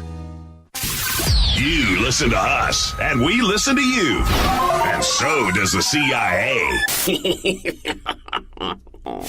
KGRARadio.com. If you have hard water, the lime scale not only leaves white spots, it clogs pipes and breaks down appliances, costing you hundreds of dollars in energy and wear. Eliminate lime scale and other water issues like brown staining and bad odors with HydroCare water products available from Wave Home Solutions. Wave's affordable water systems don't use salts or chemicals. You'll love the way your water tastes, smells, and looks. Satisfaction guaranteed. For more information, go to bestwater123.com. That's bestwater123.com. Are you intrigued by Paranormal Talk Radio? You'll love the new Paranormal Radio app from TalkStream Live. You'll find a great selection of talk shows covering UFOs, ghosts, strange phenomena, and much more. Download the Paranormal Radio app now and start listening to the very best in paranormal talk entertainment, including the network you're listening to right now, the Paranormal Radio app, free in Google Play and the iOS App Store. You are listening to Fade to Black with Jimmy Church on the Game Changer Network. Oi, oi, I'm Reese Evans. You're listening to Jimmy Church. This is Revolution. The revolution will not be televised. The revolution is on radio. Ciao.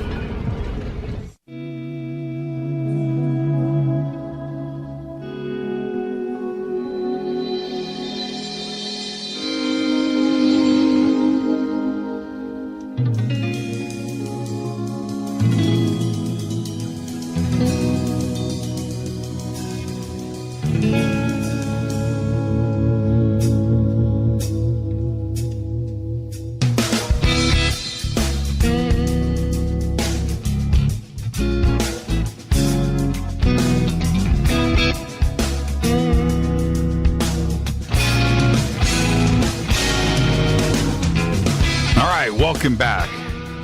Maureen St. Germain is our guest tonight. Fade to Black on the Game Changer Network and KGRA The Planet. I'm your host, Jimmy Church. You can follow me on Twitter at JChurchRadio.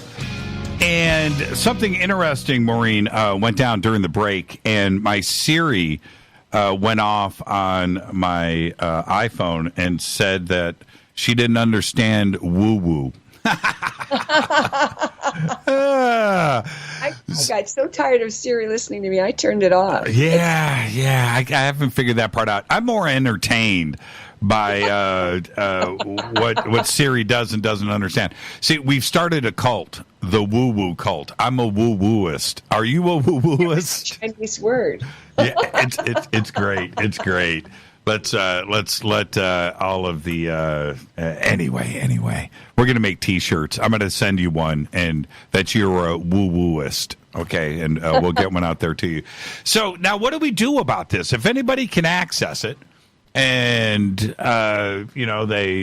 go and get in touch with you and get the book, and they're out there, jumping onto the woo-woo on-ramp, right, and merging into traffic. And they're accessing their personal records. Okay, there's the good side of it, and we'll talk about that. Is there a bad side to being able to do that? No, but I love it that you asked the question, because one of my students said, well, what's to keep, somebody with bad intentions from using this information, in a bad way? Exactly. And I thought it was so funny, because from my vantage point, what I know is that whatever your vibration is, that's going to limit your access. So it's almost like a self-limiting system that if you can't ramp up, so to speak, to the level of the information that would be highly useful to you, you'll get information that's useful to you, but it won't be useful enough to be misused. Do you see? Okay. It's like when you teach the kids about birth control, you don't teach them everything. You teach them a tiny little bit. They're little kids. Then when they get older, they get a little more information. They learn how to use that information and so on. Okay. Now, I understand that part, but now you're golden. You've got the best of intentions. You got the best positive vibrations. Is there stuff that you don't want to access? There is for me. I personally do not want to access information for entertainment purposes. So if someone asks me, was I, Cleopatra, or was I some other important person, because they're looking to find out if it's true because someone else already told them this, I don't have access. And the reason I don't have access is because I asked when I first began, I made a contract with the record keepers and I said, I do not want to be a party to a party. And so if someone asks for that kind of information, I don't want it to be available to me. And so it isn't. I made a decision. There are other kinds of information, like a death date. You might, as a guide, you might get that information, but you might not release it to the client, let's say. And certainly if you asked your own information, you might get it. You know that I come from a lineage of people who are plugged in. And my mother passed away this past year. And she said to my sister 3 weeks before she died, I keep getting this date. And my sister said, what date? And she said, March 10th. And my sister said, well, what's March 10th? She said, my last day on earth. And it was. No. Yes. For real. For shizzle. For real. For real. Wow. And, my sister had a funny conversation with her and said, well, that's not the date I'm getting. And so my mother said, well, what date are you getting? And my sister said, August. And, of course, at this point, my mother knows she's bluffing. And said, well, what day in August? And, of course, my sister said, I didn't think that far, Mom. Oh, your sister tried to throw your mom off the scent? Exactly. That's funny. She died in the early hours of March 11th, but her last day on Earth was March 10th. Wow. Wow. Wow. I don't even know how to respond to that. And especially when we're on March 13th. So that anniversary just passed us. That's right. She came in, Now, okay, so back to accessing this personal information. The reason why I'm asking if there's something that you may not want to have access to, which is, I'm not necessarily pointing at something dark, but is there information that, personal records information that, you may not want to know this. Right, and so steer away from that and go into another direction. Yes and no. I'll give you two examples. One is with a client who was sure that her daughter's ex-boyfriend had poisoned the cats, and she asked about it. And I'm sweating bullets at this point because when I hear it, my personality pops into the front, and I'm thinking, oh my God, she's going to tell everyone, Maureen St. Germain said the boyfriend killed the cats. Right. And I did not want to be the carrier of that information.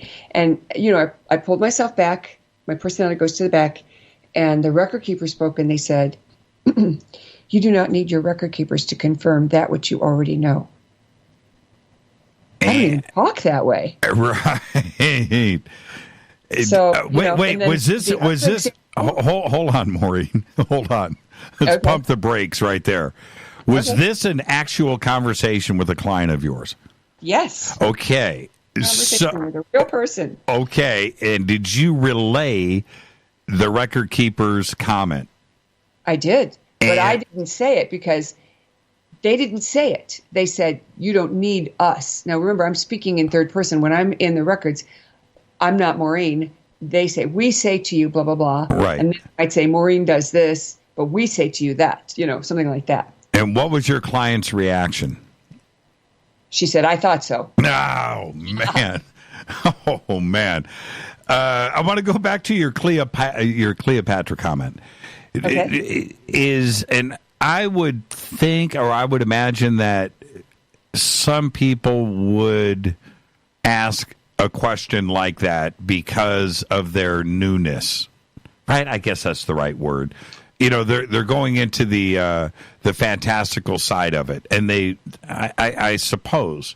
But are you suggesting that people actually do come to you with those? Was I King Arthur? Was I Cleopatra? Does that actually happen? Sometimes, not too often. But what people do say is, who was I in the past, or what's my planetary origin? And that certainly is a reasonable request. Sure. And, even I think I'm making it up when it comes out of my mouth. My personality is sitting in the back going, oh, crap, I can't believe that came out of my mouth. And then the client will look at me and say, I said that to my mom when I was 6 years old. like the client that was told that she was from the Pleiades. And I'm thinking, how could that come out of, how would I know these things? So you don't know. This stuff comes right through from the records. It's almost like a channel opens up and goes directly to your mouth, and all I can say is stuff comes out that you didn't even know you were going to say. And that's quite the amazing thing. Yeah, and not everybody can be Cleopatra.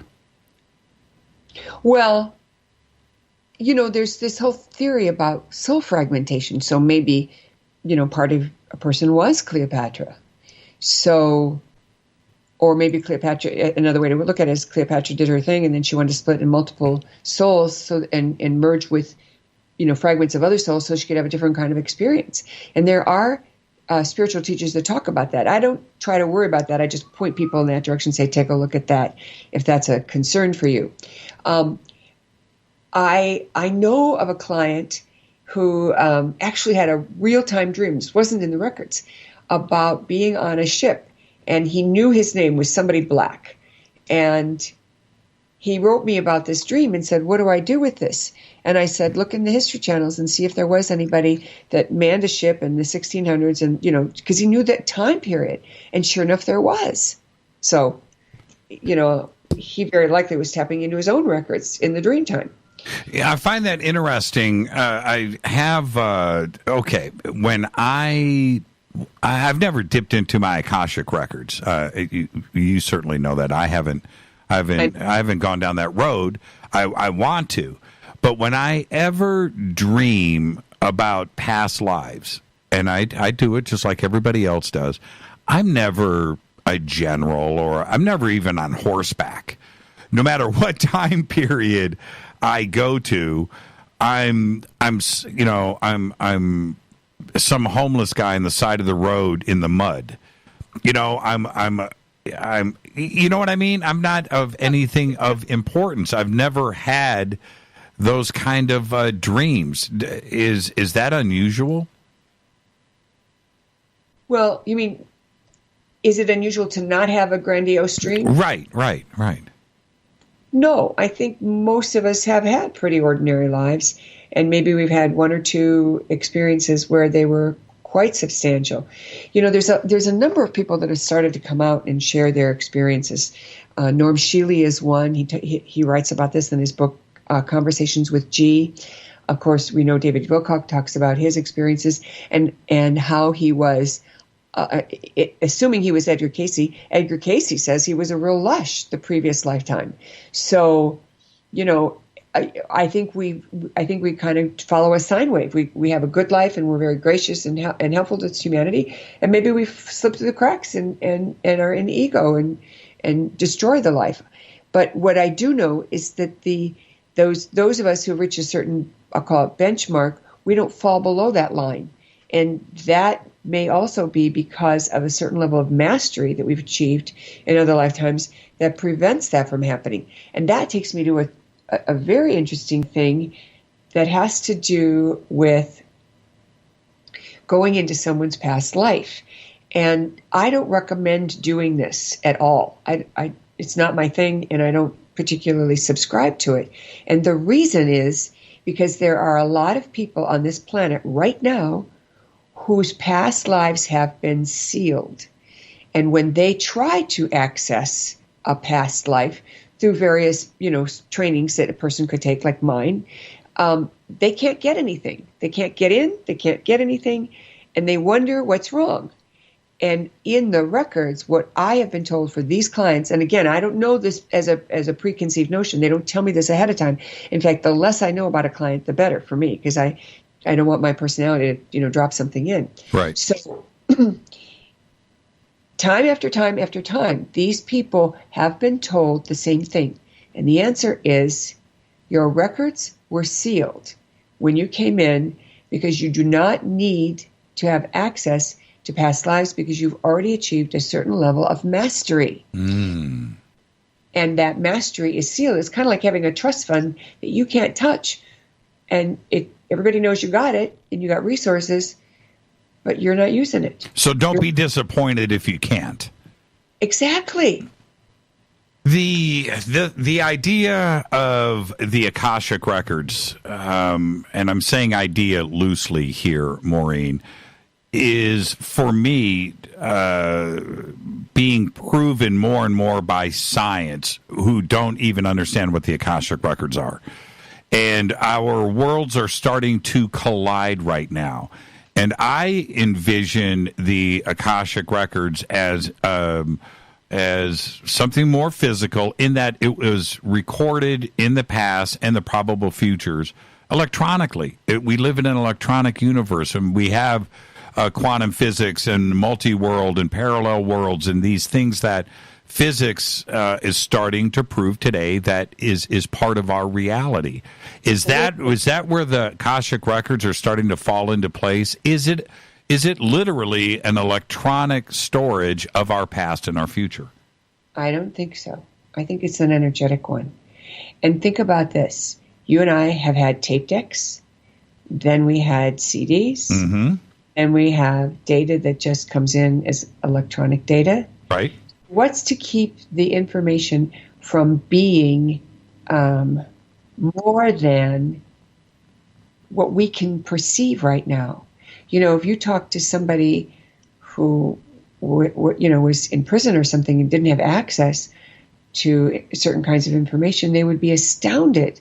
Or somebody was, either stories about people who were in a coma for 20 years or some wacky thing.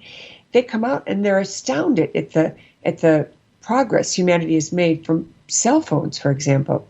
So I believe, and this is very interesting because I remember I was in high school when I saw a world where people would access information energetically, much like we're accessing the internet now. And later, when the internet came around, 40 or whatever years later, when the internet came around, and I remembered that experience, I thought, well, I wonder if I was imagining the internet. But I now think I was seeing the Akashic Records. I just didn't know that's what it was. Because I believe that this information is in the ethers, but it's in a finely tuned place in the ethers that you and I can't hit or reach on a general rule. It's like there's a certain level of sound that you and I don't hear, but the dogs will hear. And that is experiential. It can be proven. And people use a special whistle to call their dog or to, stop the dog or whatever. So if you and I can't hear it, doesn't mean it isn't audible. It means we don't have the capacity to receive that register of that pitch. And so I think that the records, that certainly the modern age of data and computers and all of that help us to see that it's possible to have a data set, but I believe it's an energetic data set, even more finely tuned than you and I would think of as electronic. Well, I think we're talking about the same thing here. Okay. And that's what I am suggesting is that, science getting into some pretty far out in the past, very fictional concepts, parallel worlds and time travel and multi-world and extra dimensions and what string theory is proposing now, that this was pure science fiction a few years ago. And today we're talking about it as being a reality. And that's where I'm suggesting that where the Akashic Records, be it energy, be it a very specific frequency in some crazy energy field, right? And that if science is proving one thing, and we have the Akashic Records sitting here, a recording of our past and probable futures, that maybe science will zone in on that frequency. What if there, in the future we have an Akashic Records machine, right, that is able to dial in on that frequency? And that's what I'm suggesting here, where science and the Akashic Records are starting to clash. And then when you go to the public library, it'll be the Akashic Library. Yes, that's what I'm saying. That's exactly what I'm saying. That's exactly where I'm going. Humans tend to compartmentalize everything we know. And if we compartmentalize everything, we've got to have a framework with which to understand it. So when we go in the records and when we learn about the records, we're actually expanding our awareness. Okay, so let's now tap into the next level here. You've mentioned the record keepers. Who are they? They are beings of vast. There are three different kinds of beings in the Akashic Records. There are the main beings that I don't know if you would get this, but remember Dune, the book, not the movies, but the book, and how these travel beings, you'd have to go into the being to move from one location in the galaxy to another. Do you know that? Yeah. They would fold space. Exactly. Yes. And but you had to get in them. And I feel sometimes like that's what we're doing. We're accessing information in a way that is different from what you and I normally think of accessing information. So we get to have the experience of that awareness that is right here. Now, there are people that'll say the Akashic Records are in your DNA. And I respected the person that said this. So I wasn't happy because I didn't feel that that was true. So then I went in the records and asked. And they said, well, it's kind of like the local library. The immediate information about a person is local.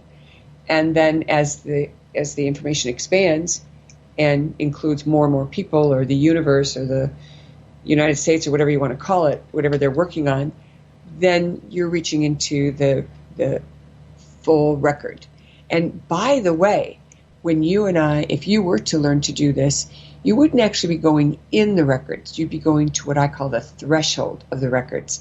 It's kind of like when you meet the reference librarian and they pull the book you want for you, and you don't leave with the book. So there's a quality of information that's brought to you. You don't get to just wander around aimlessly.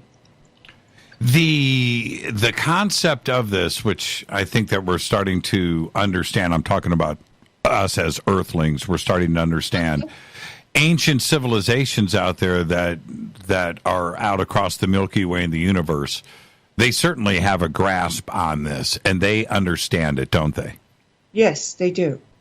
Yes, they do. And they use it in a respectful way, just like you and I would use the library in a respectful way. And remember, we're part of a grand experiment to have experiences. And if you are paying too much attention to the record, then you're not having the experience. So you and I are not meant to like live in that zone. We're meant to dip into it to help us make better decisions, to help us understand one another better, to have compassion because we finally get it, what's going on with somebody else. And the interesting thing is, think about this. We make a date for lunch and I don't show. Now, you know, if you've been stood up before by somebody else in the last month, you're going to maybe be mad. You know, what's the matter with that person? You know, and you kind of growl, I could have been doing something else. But then you get a phone call, you know, I was in a car accident. I'm fine, but my car's totaled, blah, blah, blah. You're going to feel a whole lot better. Oh, don't worry about it. So two pieces of information. One is the no-show. That's a piece of information, and you have a judgment about it. But then as soon as you have more information, you move into compassion. Are you okay? Did was anybody else with you? Are they okay? The communication that would happen with this, and I'm talking about ET, is something that would nearly be a faster than light communication. You mentioned the guild navigators earlier in Dune. Oh, wow. That's what they were called, the guild navigators. I love how that just happened. Pretty impressive. That just came out. Yeah. That was your upgrade this morning to make sure you had that in your head. That was really cool. The guild navigators. Okay, but that's how this communication would have to happen. And not only throughout the universe, but right back here to Earth as well. And that when you have millions of people around the planet talking about some type of communication, which goes all the way back, thousands of years into the Bible, and and this type of communication with the heavens, is that what is going on, Maureen? I believe it is. Yes, it is. I think we're learning to understand it in new terms, and we had maybe the big forgetting. I don't know what it was that we don't remember some of the things as part of Earth's history, but we don't have those pieces of information, and we're now starting to rebuild our history. So it is true. And the Book of Life was mentioned many times, explaining the book that holds the information about what you're doing or what you have done. So be careful what you do. So there's references to this body of knowledge that has contained our activity and our choices and our decisions. And the most important event is the event you're in right now, your present event. And everything else is secondary. If you're in an event and then you carry an opinion or a wound about an event, you are now rehashing an event, and you're not in your new present. You're carrying the past with you, kind of like baggage. And so having access to the records gives us the opportunity to look at experiences that we have had with new eyes. And I want to give you a really interesting one that'll help kind of frame this. A woman had been abused, sexually abused by her father. And she wanted to know what it was in her past or what caused this to occur. And the record keepers told her that she was an angelic being, that she had come in to stop the madness and to stand as a interference, that it would never happen again. And she said, wow, that's really true. I chose to not have children, and my younger brothers and sisters, I stood in the way of my father going to them, and I always put myself in their place. Wow. And then they went on to say that she had the capacity to leapfrog over those experiences and reframe the past, because they weren't about her. They weren't her karmic lesson like most people would think. When we come back, I need to take a break right here. When we come back, what you just said was very profound. And I'm going to take this conversation in another direction, and I'm going to catch Maureen by surprise based on what you just said right there. And so let's see if the Akashic Records are going to tell you what I'm about to say. We'll find out. We'll find out. This is Fade to Black. I'm your host, Jimmy Church. We'll be right back. Stay with us. Hi everybody, this is Rob Halford, the Metal God on JimmyChurchRadio.com. This is KGRA Digital Broadcasting Station. Salt Lake City, Utah. Van Buren, Arkansas. Poor water quality is a major health issue, and it's only getting worse. Municipalities can't keep up, standards have dropped, and pollutants are increasing. Where does it all end? It ends by keeping the pollutants outside of your home with HydroCare's advanced systems available at Wave Home Solutions. No less than the best purification materials and processes have been developed by HydroCare to provide you with healthy, clean water for drinking, cooking, and showering. HydroCare far surpasses the competition in removing chlorine, odors, iron, lead, chemicals, limescale, and much more. Don't settle for less when it comes to your water. We'll take care of the toughest water problems for you, whether it's from a city or well source. Satisfaction guaranteed. For more information, call 888-997-WAVE. That's 888-997-WAVE. Or go to bestwater123.com. That's bestwater123.com. Wave Home Solutions for a healthy, comfortable home. Your contact for current news and trending topics.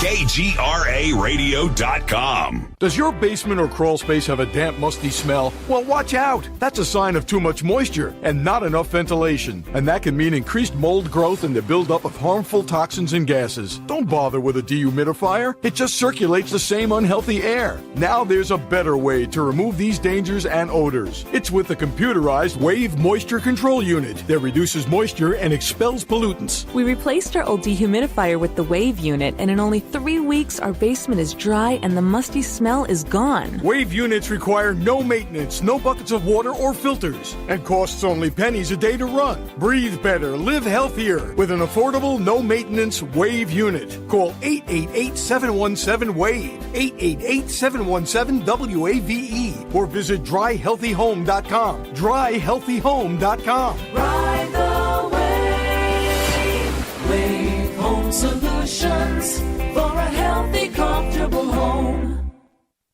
This is Jimmy Church of Fade to Black, and I only drink Fade to Black blend coffee from River Moon. Just click on the River Moon coffee banner at jimmychurchradio.com. Promo code F2B blend. So are you tired of being tired? Well, then it's time to get the tea. Hey, it's Lisa here to tell you about this all-natural, all-organic tea I've been drinking that has had great results for over 20 years. It's called Life Change Tea, and it's specially formulated to help detoxify and cleanse your kidneys, liver, colon, and blood all at once. The colon is one of the most ignored organs in the human body. The faster that waste is eliminated from the body, the less time that waste sits in our intestines, spreading toxins to our bloodstream. This tea helps cleanse chemicals caused by outside intruders from our entire digestive system. And get this, weight loss can be a side effect. And with continued use of the tea, you can experience clearer, healthier, younger looking skin, increased energy, and a happier outlook on life. So if you're tired of being tired, get the Life Change Tea at getthetea.com. That's getthetea.com. And like me, you'll be glad you did. Did you know that when you're on the road with limited data or Wi-Fi available, you can still listen to every minute of Fade to Black by just calling 605-562-4482. No smartphone, app, or internet needed. It saves your data plan and no extra cost if you have unlimited minutes. Just call 605-562-4482. You can listen to me, Jimmy Church, on any phone, anytime, anywhere. Go Beckley Tappy.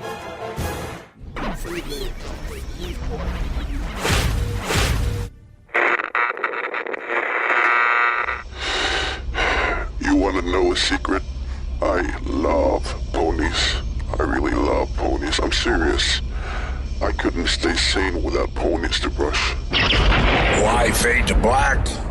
Because you never got that pony, damn it. This is Fade to Black with Jimmy Church on the Game Changer Radio Network and KGRA, the Global Radio Alliance.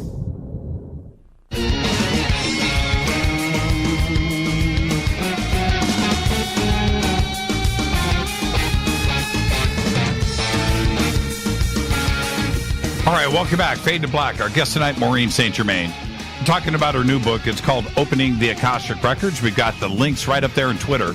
You can also follow Maureen at TE Incorporated, and I've got those links up right now on Twitter, so you can go and follow Maureen. Now, okay, Maureen, after you just shared with us that experience with the daughter, right? That suggests one thing and one thing only, that the Akashic Records and what you are doing with them, you are not a psychic, right? In that somebody would come into this and look and go, you know, this is Maureen's a psychic. That's not what is going on. Exactly. And I tell people, in fact, we send them a written document, what you can expect. And the first thing it says is the Akashic Records are not a psychic reading. Oh, really? You do that? We actually tell people that. And that was Siri trying to copy me. I can't believe it.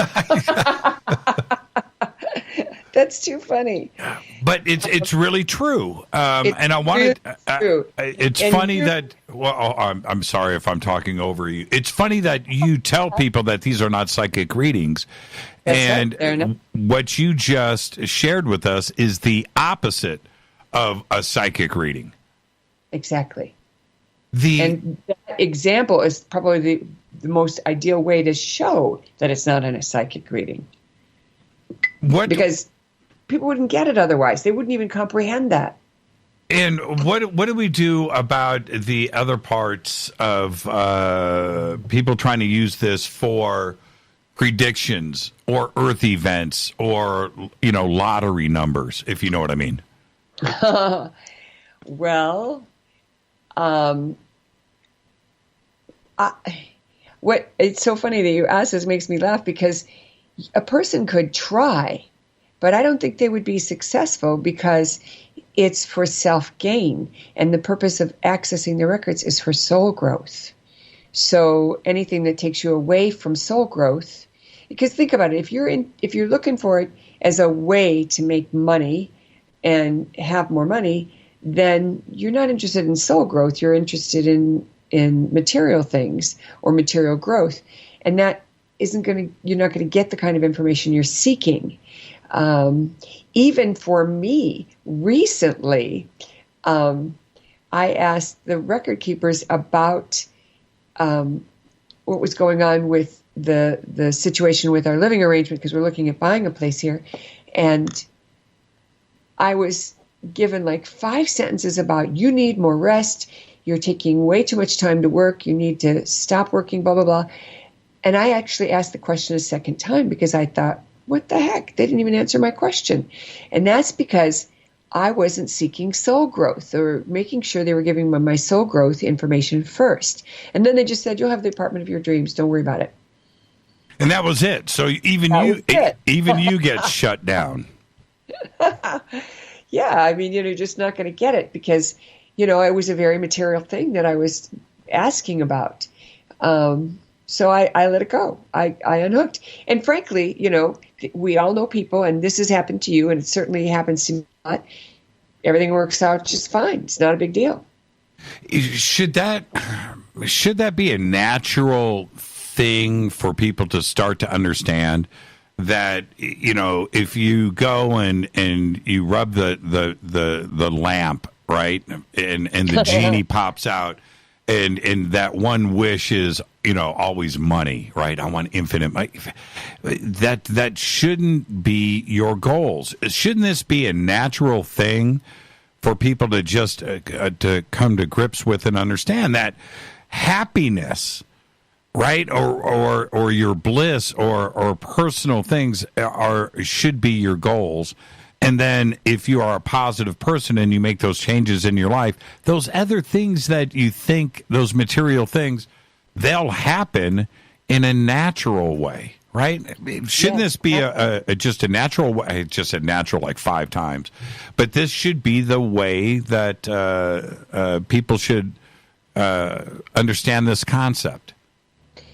I think the thing that people will benefit from is by seeking what makes them happy. And initially they might not know what makes them happy. And that is an exercise in itself where, you can't even figure out what is going to make you happy and start writing down all the things that make you unhappy. And when you got rid of that list, you've written it all out, then you can go back and rewrite the list on how could it make you happy.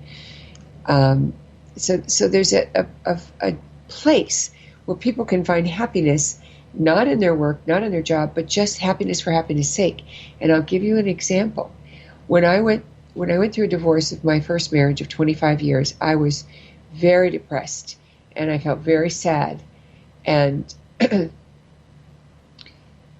I prayed that I could come out of my depression, but don't make me do anything because I was mad. So I was told in meditation, go watch sunsets. So I started watching sunsets and I started to feel better and better. Years later, there was a research study that showed that watching sunsets will pull you out of a depression. Why? Because subconsciously it registers there's going to be another one tomorrow. And so it gives you an optimism about life. So sometimes we need to have an opportunity to get out of our doldrums, whatever it is. And so I don't like to say that anybody should do anything. I like to say, find what makes you happy, even if it's a tiny little thing, and keep doing that. Do more and more of that. And little by little, it'll come. I was working in the corporate world for close to 30 years, but I started paying more attention to my, quote, hobby of spirituality and spiritual books. And I knew that I wanted to be of service to people. So little by little, I began a little study group. I started a book club, little things like that. And then I began teaching on the side on weekends, and it just grew. So sometimes it's a little thing that you do that you keep adding to that will take you where you want to go. Because a lot of times people don't know what they're supposed to do. But I will tell you one very cool thing that just popped in my head about a woman who said, she asked what her purpose was. And the answer was so convoluted that even I didn't understand it. And so I asked the record keepers, well, what do you mean by this answer? And they said, well, if you were a store on Fifth Avenue in New York, you would be an art dealer. Well, it turns out that's what she was supposed to be doing. And she had started an art store, and she was doing that. I had no idea. And isn't that a very simple vision for everybody to just understand, which is to understand your life, or the understanding of why things happen, or the understanding of the knowledge that you are slowly starting to acquire, that is where the magic is. That is what you need to learn how to digest. Yes. But here's the thing. The fear factor is really big, and it's not as big as it used to be. But there was a fear grid that people were tapping into. So you have a little bit of fear and you go right into the big fear. Right. And one day I looked the fear that I was feeling in the eye, and I said, I can feel the fear. I want to know what your message is. And I literally saw what I was doing and how it was in conflict. That's when I created the awareness. When you have fear, you close your eyes for half a second, you say, I can feel this fear. What is the message? Because most fear is coming from within us, where we're out of integrity with our stated goals and desires. And so we're eating bonbons, but we want to lose weight. We're spending money on clothing when we're supposed to be paying a utility bill. So we're incongruous, and our consciousness throws up these fear messages to get us to stop. It's like an alarm system. So change your belief or change your behavior, because sometimes the alarm system is set to an old belief system. So if you believe that sex before marriage is a sin and you're doing it, you're going to have a lot of fear about it. So then you have to change your belief system or stop doing it.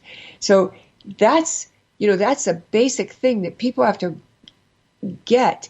And when I say have to, what I really mean is they can take a moment with every time they feel fear and close their eyes and ask, I can feel the fear. What is the message? And they will get it right away. I've never had anybody not get an answer. And so that means that messenger of fear wants to get our attention. Now, this other business of the fear grid and the big fear is to keep us locked down. And you've talked plenty about that, so we don't need to go into that. But the idea is that one of the things that keeps people from acting is they're afraid. They're afraid somebody's going to discover that they don't know anything. They're afraid they will fail. They're afraid they will be embarrassed. And those primary fears keep them from acting because they don't want to disappoint themselves. They don't want someone to discover they don't know anything. Or they just don't want to risk not being perfect or successful. And right at that moment, when that happens, you must make a decision. That's actually what is happening at that point. And now you've got A, B, C, D, even infinite decisions in front of you, right? Well, that's where it's handy to open the records and say, I'm really afraid about this. I'm afraid if I give up my job, I won't have life insurance or won't have health insurance. And so the record keepers might say, yeah, but lots of self-employed people have health insurance. They just pay for it themselves. They earn enough to do that.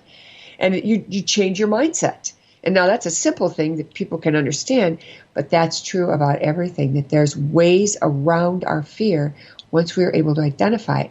So it's very useful to do a little exercise around fear so that you can clear that out and, get that out of the way. And then you're good. Then you can move forward. Well, okay, so as you move forward at that fear moment, how far in the future do you want to look at yourself? I mean, do you really want to extend stuff out 5-10 years in the future and then fill in, the now to then, how far in the future do you want, or are you always in the moment? Personally, I'm always in the moment, and it stresses me greatly when I even have to buy airline tickets 2 months out or something. It's really funny. Sure. But at the same time, in the records, you would just wouldn't do that. You wouldn't go that far out unless, remember I mentioned at the beginning, soul contracts or, other agreements that you make that you are intending to meet up with a certain person and have a experience. So, those kinds of contracts you create when you start, but even those can be changed. Now, I want to go back to what you were talking about with the fear, and I want to establish that that's one of the biggest things you can do in the records because they will give you the workaround. So now, when you want to move forward, you want to help people, you want to be an author, or you want to be a radio host or whatever it is, you can use your manifestation tools and your visualizations and all of that to help bring it in. But generally, we are coded with the mission that we came in with as a desire. And that desire kind of directs us. A lot of times, we're directed into certain situations and circumstances that don't look like they're linked together. But then you get to a certain point and you look at your past and you go, oh my gosh, that doesn't seem like it's related to this, but then this came in and this came in, and suddenly it's like a puzzle that you filled in. So obviously with years, you get more awareness of how seemingly unrelated experiences are tied together and help a person to become who they are. It's a known fact, for example, that people who are psychotherapists very often have had difficult experiences in their own life and wanted to help people so they wouldn't have as rough a time perhaps as they had. Somebody who was, I remember in high school, a kid who had horrible teeth and the dentist changed his life by giving him perfect teeth, wanted to be a dentist. So, these kinds of things occur all the time because we deliberately set ourselves up to ensure that we will follow a certain direction. And then the contracts that we have, we can change. And that's very interesting. So if a person is in a contract and they feel like they have an obligation, they can literally do ceremony in their mind's eye or at their altar and ask to be released from that contract and be given a new one that they're better suited for. And people change their mind all the time. I had a client who knew that the person that she was in love with was supposed to be with her, and he had, for lack of a better explanation, kind of merged with her soulmate as her soul, and so he's now her soulmate. And yet he was afraid to take that step. And she wanted to know what she should do to fix it. I just laughed and said, once you hit this planet, once you hit Earth, you have so much free will that you can change your mind. And what the record keepers told her was that he had not come to that awareness and inner realization that that was his new mission. So he wasn't signed up for that service yet. But it didn't mean he wasn't going to be. She's thinking, well, he had a full connection with this aspect of himself. Surely it's done. And they said, well, you may think it's done, and it may be done from your vantage point, but understand that humans have free will, and he still has, the life he was living before, and has to merge those two to find a level of comfort and a level of appropriateness and what he's going to do next. And it might not flip on a dime like you think it will. Yeah, and I think it's impossible to move forward and change your reality if you don't overcome fear. There's just no way to find happiness. In that, fear can be one of two things, right? Fear of success or fear of failure, right? Wait a minute here. You can't be afraid. But you need to overcome that, and anybody out there that is happy, anybody out there that is glowing is going to tell you, hey, I overcame my fear.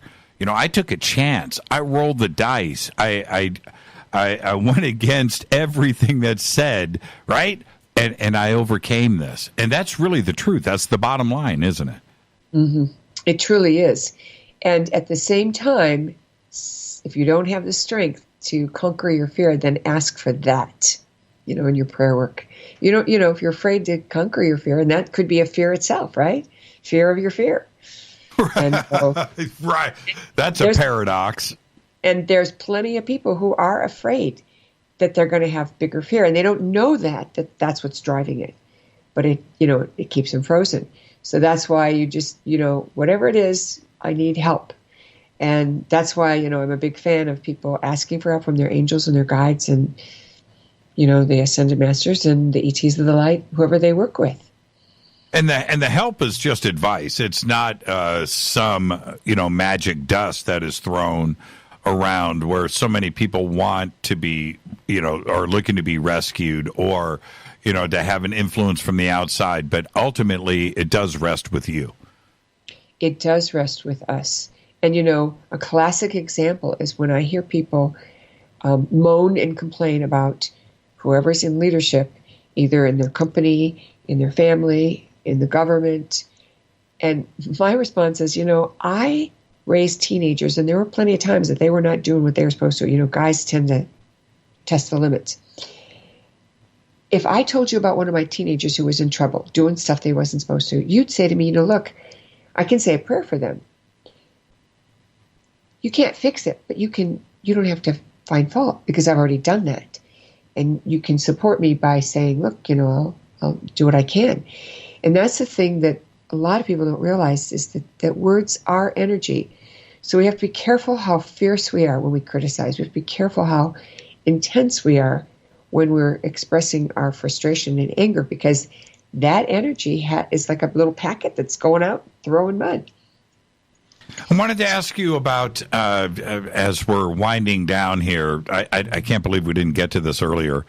So many people want to change the past, too, as well. That you brought up Back to the Future, right, where people want to go and change the past. First off, can you? And even if you could, why would you? Can you change the past? Yes, you can. Yes, you can. And in fact, I even wrote a meditation on it called Release and Reinvent. Excuse me. And there's somebody who's listening that's a really big deal for them. But let's say you're aware that you did something in this lifetime that you totally regret. Maybe you reamed someone out, or you did something you just wish you hadn't done it that way. You actually can go back and review the event and then give it a new ending that you would have preferred for yourself. And you replay that a couple of times and allow it to settle in, and then it changes the reality. And it's very interesting because then the people who might have been interacting with you in that experience, they also get the benefit of that change in behavior that you changed. And so the situation changed. There were things that I did as a young mother that I regret because I realized I wasn't as careful as maybe I should have been. And so I went back and literally rewrote the script and saw it. The ending didn't change, but I felt better about myself in that situation because I knew that I had done the thing that I could have done, should have done. And there were all kinds of circumstances around that. And I explained that in the blog post on that, in that where that meditation is featured. So it's possible to change the past. And the reason why you would is because it helps you clear out some regret that you may have about a past lifetime. And the reason these things are coming up is because we often repeat what we did in a previous lifetime with the expectation that we're going to get a different outcome. And the idea is that we have new knowledge and we could have a different outcome. But sometimes we fall back into those old patterns like ruts in the road. So if that has occurred to someone, what you do is you allow yourself to rewrite that script. And, the consciousness can't tell the difference between an imagined outcome and a real one. So you may as well use that to your advantage. So there's a tool there to do that with. The book is so comprehensively written, and it, for the first time for me, whenever I get books in which I get daily, right? I'm inundated, I'm sure. Yeah, you can only imagine, and I read as much as I can, but this one is one of the first times where I was just like, okay, wait a minute here. This is an actual step-by-step guide through the entire process all the way through. And if I read the chapters, you know what? I'm going to take a few seconds to do this.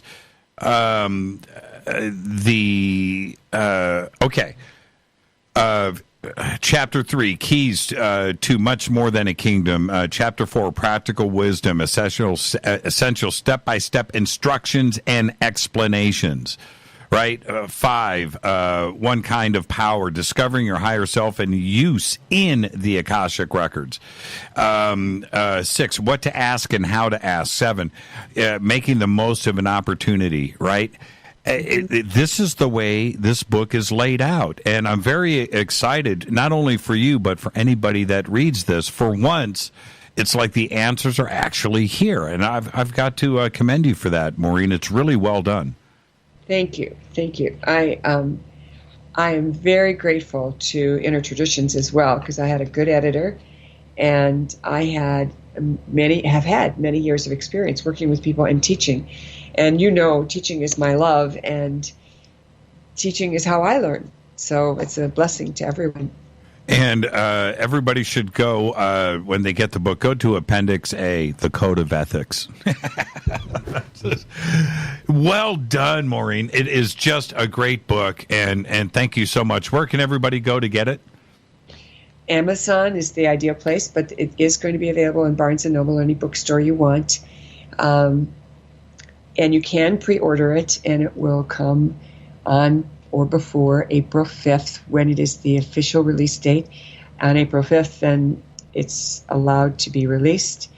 And I'm excited because it's just so amazing, this material and this way to teach people. And I'm so grateful for the opportunity to be with you. Yeah, absolutely. And I know that people can reach out to you via Twitter, but how else can somebody reach out? My email is info@MaureenSt.Germain.com or Kim at MaureenSt.Germain.com. Would be the two easiest ways to reach out to me. And if someone wants to have a session with me, we're already booking into mid-April and May. So, hang on to your hat. It's going to happen. And Maureen at MaureenSt.Germain.com if there's like a big emergency. But I will tell you, I get so many emails, just like you get so many books. It's nearly impossible for me to read them all, and so I might miss one. And when that happens, you're going to wonder, why didn't I hear from her? And then you're going to hear from me saying, well, if you'd written Kim, you probably would have gotten an answer. Right. So Kim at MaureenSt.Germain.com, and right. I look forward to our next conversation, and when you, Rita, and I can hang out once again in person. It's always great when we get a chance to do that. It doesn't happen enough. I agree. Thank you so much, Maureen. Enjoy the rest of your night. Oh, by the way, Maureen is out there in New York. She's in New York City. And so it's getting late out there. So I was going to say, enjoy the rest of your night. Enjoy the rest of your week. Thank you so much, Maureen. Thank you as well. Bye-bye. Maureen St. Germain. Very simple, MaureenSt.Germain.com. And the book is Opening the Akashic Records. We've got the links up there at JimmyChurchRadio.com and in Twitter. All right. I'm going to take a quick break. I'll come back and just open up the phone lines and have a chat with all of you. I'll be right back. Stay with us.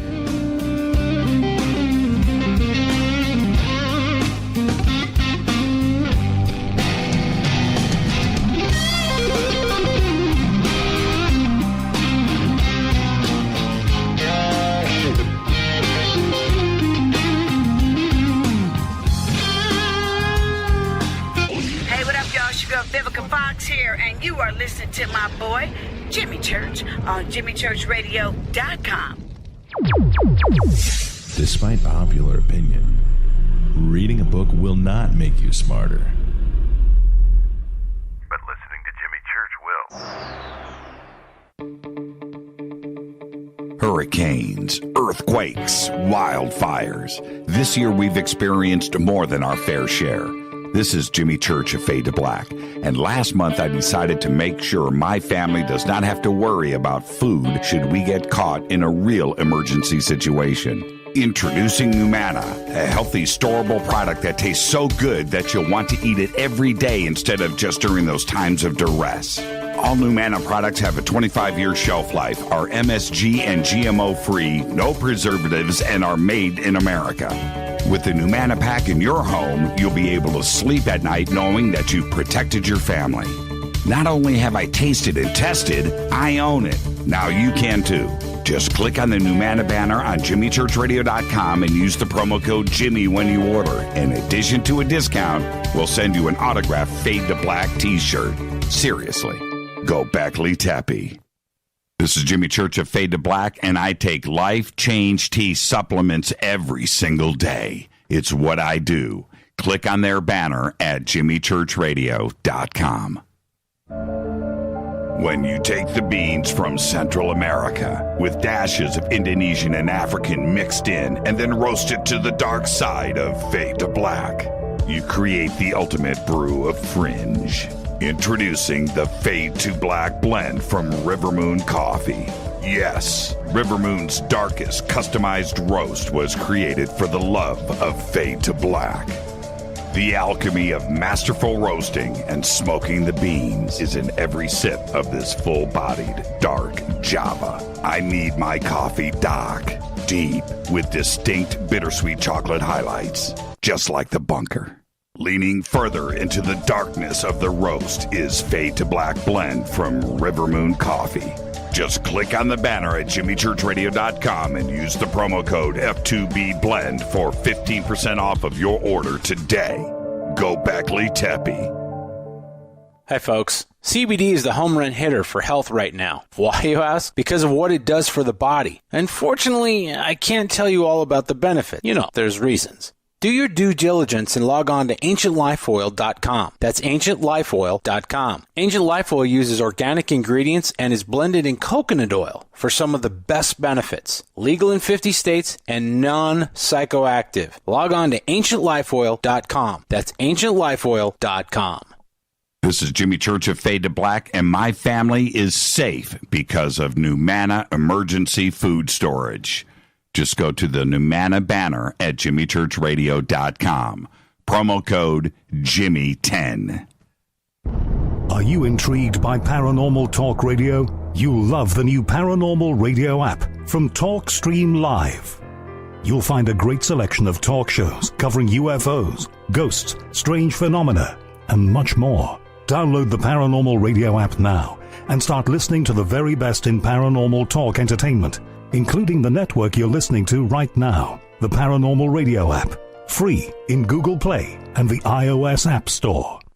Erica, Brittany, Gabby, and you're listening to JimmyChurchRadio.com. It's not a lifestyle we chose. We were born this way. KGRARadio.com.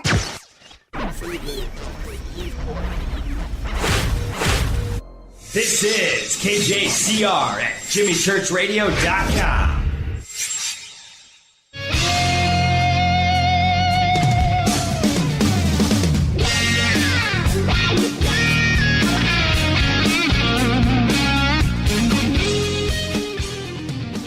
Welcome back, Fade to Black.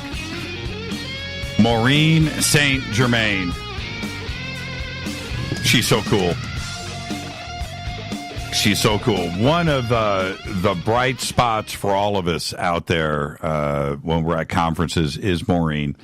And Rita and I, we were able to just sit down and talk. And she's just such a, I say it too often, but she's such a bright ray of sunshine. And that was a great conversation tonight. And the book is right there. You can go and get it. And I've read it. And it's absolutely incredible. Okay, so thank you, Maureen. Great conversation. And with that, let's go to the phones. Hi, you're live on Fade to Black. Who's calling? This is Ian. Hi, Ian. How are you? Where are you calling from? Pennsylvania. Okay. near Pittsburgh. What's on your mind tonight? Well, I was calling maybe ask that Akashic lady a question, but since she's off, I figured I'd ask you something. Sure. Did you see the Michael Jackson documentary yet by chance? You know, I have not, and I'll tell you why, because obviously you've seen it, and I want to get your opinion on it. I know it's loaded with darkness. And for me, I don't know. I would have difficulty in getting through it. You know, we just talked about overcoming fears, right?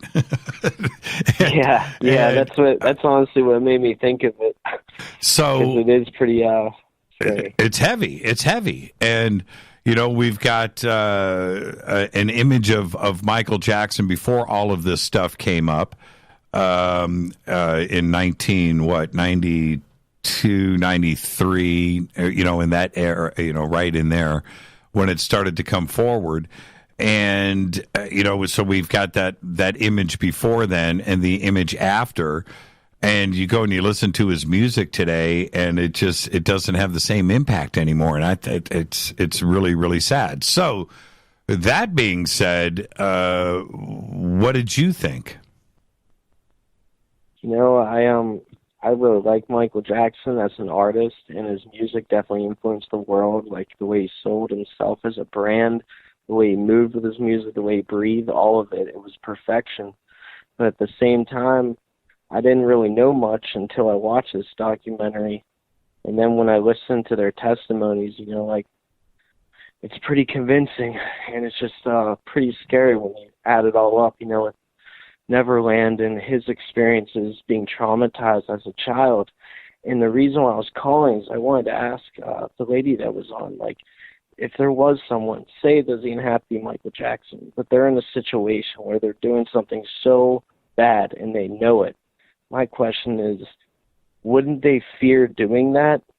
And if so, or if not, wouldn't that be bad to not have fear in that case? Well, what do we, yeah, totally. What do we do with that, though, Ian? What do we do with the information? He's dead, right? He's dead. He's not here to defend himself or to answer, not only defend himself, or to answer to these accusations. He's dead. He's no longer here. Is the documentary beneficial at this point, or is it just, you know, creating darkness for everybody when maybe we don't need to do that? It's just, you know, what do we do with it?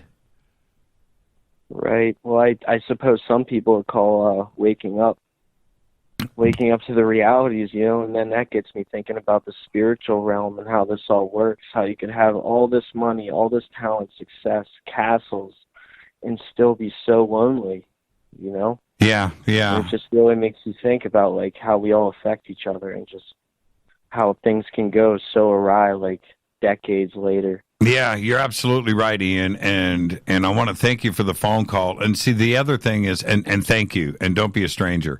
The other aspect to the Michael Jackson part of this is that I'm watching people's reactions, not only with individuals, you know, the fans that are out there, but all the way up through the media. That what is it ultimately that you want here? What is the goal? Do you want to erase Michael Jackson from the history books, right? To ban his music from all radio, and that's it, and take him out of history like he never existed? Is that ultimately what you want? And in a weird way, I kind of understand that, if these accusations are true. You know, I don't know. I'm not part of his circle. I'll say this directly. I was directly in contact with quite a few people that were on a couple of his tours, including an accountant or two that did a couple of his world tours.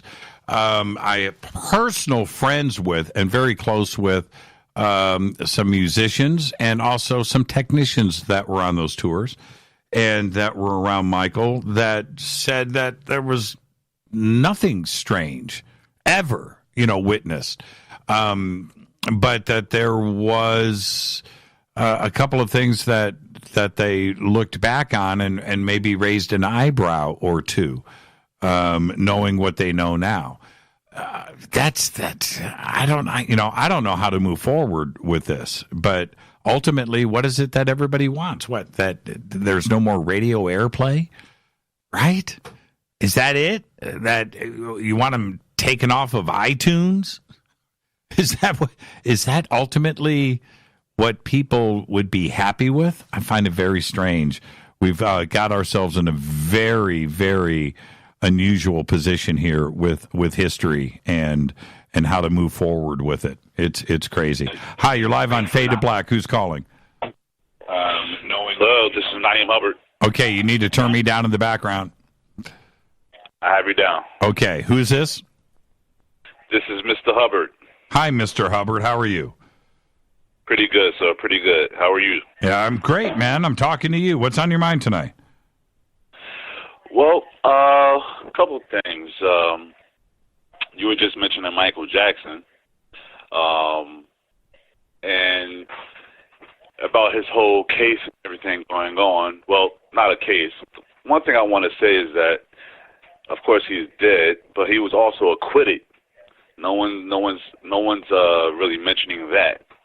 He was acquitted of all charges, and as well, which we're now finding that Michael was investigated through the FBI for more than 10 years.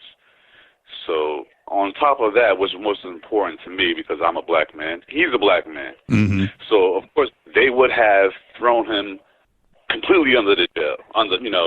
They would have destroyed. They were looking for anything under every crevice. They did not find anything, nothing whatsoever. The FBI. Yeah, right. When I talk about local police, so right. Then you have to look at all the little details. He owned half of Sony's catalog. Well, that ties into his death, but I just think it's a shame that that all this is coming up. Those individuals that have a platform that was giving a platform to reiterate more lies, because those two individuals pretty much in the past said that Michael didn't do anything under oath. So which they should be charged under for perjury right now. Like, it's crazy. Yeah, I agree with you. And what do you make of ultimately, what's the goal of not only this documentary but the way people are reacting? What is it that they want? You just want Michael erased? Never to be played again on radio? Is that what's going to make you happy? I find that very offensive. I think it all ties down to money.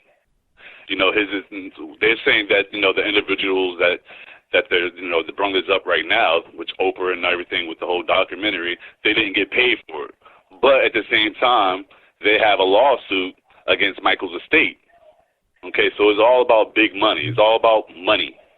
It's all about money, and I think they're putting on a pretty good acting show, But it's a shame because Michael was acquitted for one, and he's dead. He can't even defend himself. And have you seen the documentary? No, I won't even watch it because I lived through the history of everything. I watched the court dates. I watched on live TV, just like a lot of us did back in the day. And what's the point of watching it? Because it's nothing but we already know it's propaganda, and it's pretty much is slandering him. Like, there's nothing, and you said fear. There's nothing positive coming out of that. So I think what they want is pretty much his music. They want all the money, pretty much. It comes down to money. It's all about money. And this is why I kind of trip on it, is that he's dead. He's dead. What is the point of the documentary? And I think you raised the ultimate answer to that, which is it comes down to money. You know, he's So in the whole Me Too movement right now, you know, the Me Too movement is going on right now, and you know, they're bringing up, you know, dead men's cases that was acquitted. You know, so now he's, you know, the estate is still open with millions and trillions, who knows how much money. So it's all about money. And if it wasn't, why would they trying to sue the, you know, the state right now? Why would they even be doing a documentary? For what? Like, you know, what really would be the purpose? I like what you said earlier, though. He was acquitted, right? He was acquitted. He was acquitted. I don't think when you have somebody like as big of a star as Michael Jackson, the biggest, you know, who's bigger than Michael Jackson, right? You got the Beatles, you got Elvis. That's it, right? And he owned everything. He owned the Beatles. He owned the James Bond theme. He owned the Happy Birthday theme. Like, I mean, give me a break. Like, it's ridiculous. Right. He outsmarted everybody in their game. And so, you know, they want to just kill his legacy. They killed him. Now they killed him. So let's kill the legacy and let's get the money, and then we'll be done with that. And let's, you know, move on to the next. I don't know who else they got. You know, they killed off all the black major artists. Like, you know. Well, that's true. I don't know who else. I don't know who else is left. Sam Cooke, they got him. Like, you know, they got James Brown. They got Michael. They got Prince. You know, who else? Like, I don't know who else. I mean, all great points. And I want to go back to what you said, though, which is if anybody out there was going to get caught, you know, he's the biggest star. He's got all of the, and they couldn't get the real hardcore evidence. They couldn't get the not one piece. Right. Now, I will say this though. Now, I agree that he was acquitted, you know, and everything. But at the same time, what grown man, you know, is like, you know, having strange children come over to their house and staying the night? Like, you know, like, is that, I do find that kind of strange. Like, is, you know. Oh, that's not kind of strange. That's really friggin' strange. There's no question about that. Yeah. Okay, so he was a strange guy. Okay, all right. Okay, all right. You look at his skin color and his nose and his face and his transition, that's a strange person. Right. Okay, all right. Right. But when you go back to his... But at the same time, that doesn't mean he actually physically put his hands down in a boy's crotch. And it doesn't mean that. You know, there's some weird-ass people that we all come across every day. I might be weird to somebody, but I'm just saying, like, this is weird people. So it doesn't mean that they're, you know, have a desire to actually sleep with the person, like, or to you know. But, you know, again, the FBI did their check, and they couldn't find anything. Not one piece of evidence. Not one thing. Yeah, one little piece of evidence would have tipped everything completely over. There's no doubt about that, because then suddenly all the other accusations suddenly become very, very relevant if they had that one little piece. And I want to say this, Mr. Hubbard, that if you are going to go and have this campaign nationally about getting all of his, you know, songs off of radio and he's erased from the public record and everything else, and meanwhile you're fighting for the rights to his songs, you're killing, you know, in a lawsuit, then you're killing the worth of the catalog, right? It doesn't make any sense. If you do one... Well, I mean, the catalog is worth, I mean, probably more than $1 billion at this point, I would think. But it's not going to be worth anything if nobody plays it. Well, that's true, too. Yeah, it's kind of, it's self-defeating. It's self-defeating. Well, hey, man, hey, thank you for the phone call, and I'm still not going to watch the documentary. I don't like, you know, I struggle with darkness. You know what I mean? I don't like to have that kind of anxiety. I went through. I started to watch this TV series. I'm not going to say the name, and I was going to binge it. And I got like 3 episodes in, and it got so stressful that I just, you know, You know what I mean? I don't like that. I don't like to. I can ask you a question. Do you feel the effects of the Mercury retrograde right now? Well, you know what? All of my astrologer friends, where they bring up Mercury retrograde with me so often that, and it's always at the right time of when strangeness is going on, that I think there's something to it. Right? I honestly do. I really do. I agree with you. Same here. Thank you for the phone call, Mr. Hubbard, and behave and be well. Thanks for the answer. That's a great phone call right there. Thank you, my friend. Bye-bye. Take care. That's a great phone call. That's what I'm talking about. Right there. I don't know. I would need to, for me, I would need to watch it at the right moment, when we're not in retrograde. I got to watch it when I'm in a happy mood. If I'm in anywhere around some kind of darkness and something like that, that's so heavy. I don't like to deal with it.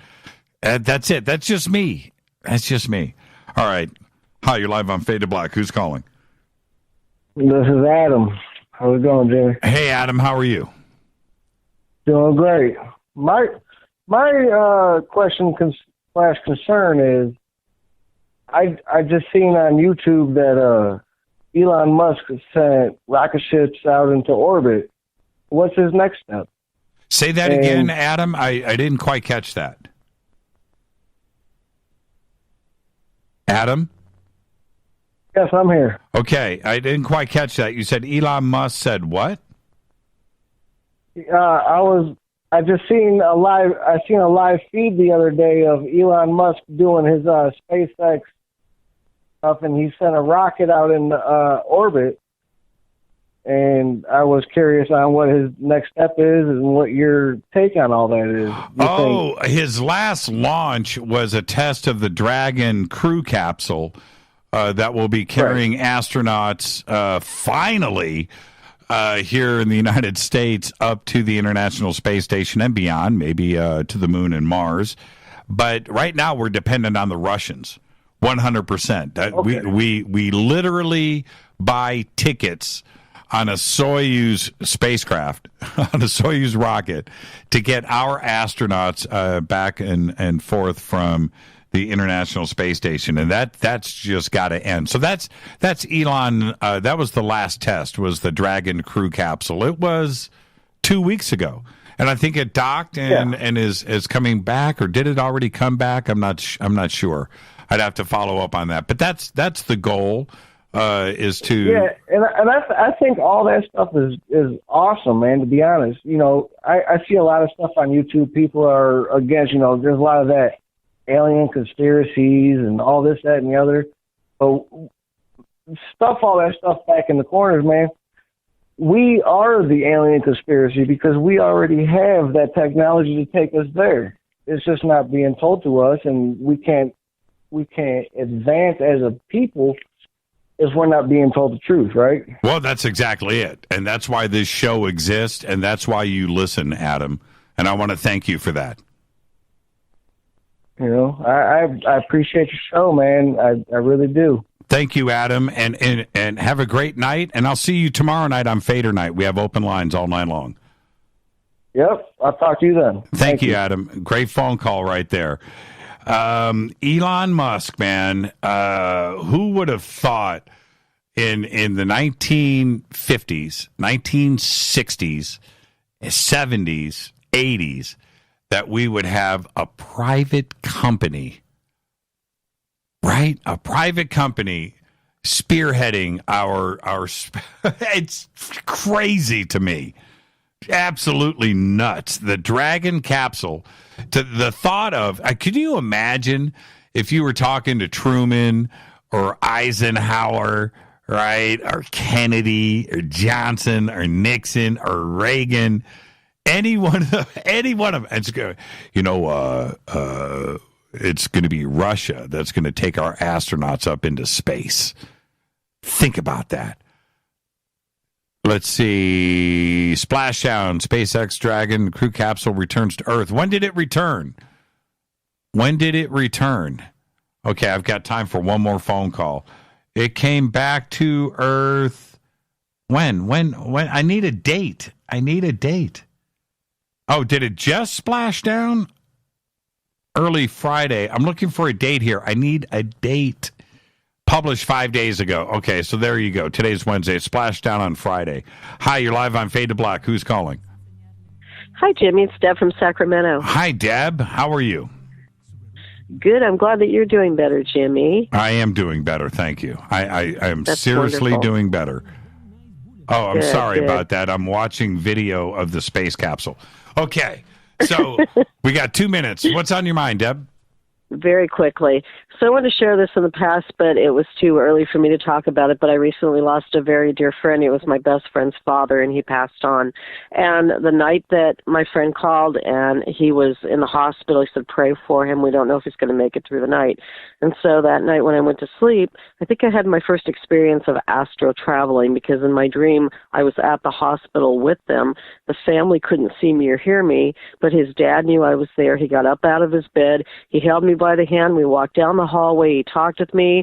He said, stay here, honey. I have to go. You can't come with me. And he said, walk down the hall. He literally just disintegrated. He disappeared into thin air. And when I woke up, I felt comforted but confused. And so then the next day when my friend called me, told me that, his dad passed last night. I already knew it, but I couldn't tell him why. So I think that was astral travel. But yeah, I went to him instead of him coming to me. It was really incredible. Yeah, how cool is that? And I'm being serious. Yeah. How cool is that? So you didn't tell your friend about your dream? I did eventually. Eventually he did, but he's an atheist pretty much, so I couldn't, and he was in so much grief, I couldn't tell him about it at that point, because it was about his feelings, not my dream, Right. He would have just discarded it. And he still doesn't believe, he'll listen to me. He'd listen to me tell it, and I don't know what his feelings are. He's like, well, thanks for sharing that, but he doesn't really believe in supernatural things or spiritual things. So, I don't really know how he felt about it, but I felt compelled at one point to tell him about it as a means of comforting him. But I don't know if it did or not. It just happened February 6th when he passed, so it's probably just too soon. Thank you for sharing that. And the reason why I want to thank you for sharing that, when anybody in the future goes through this kind of experience, and it does happen, maybe you should think twice about sharing it with the family members, because what benefit would there be in sharing that? Maybe it's just too personal, and like you just said, there's nothing really happened, and they didn't really. They're going through their own emotions at that moment, and sharing this, it's not going to have any impact. Yeah, I don't know, but I felt, I've never experienced astral travel, and I didn't know if that's what I experienced or not, but I was glad that I got to be with him. It was so real, like I was really there. So I was just grateful for the experience. It sounds to me like if it happens again, you won't be sharing the experience with the family members.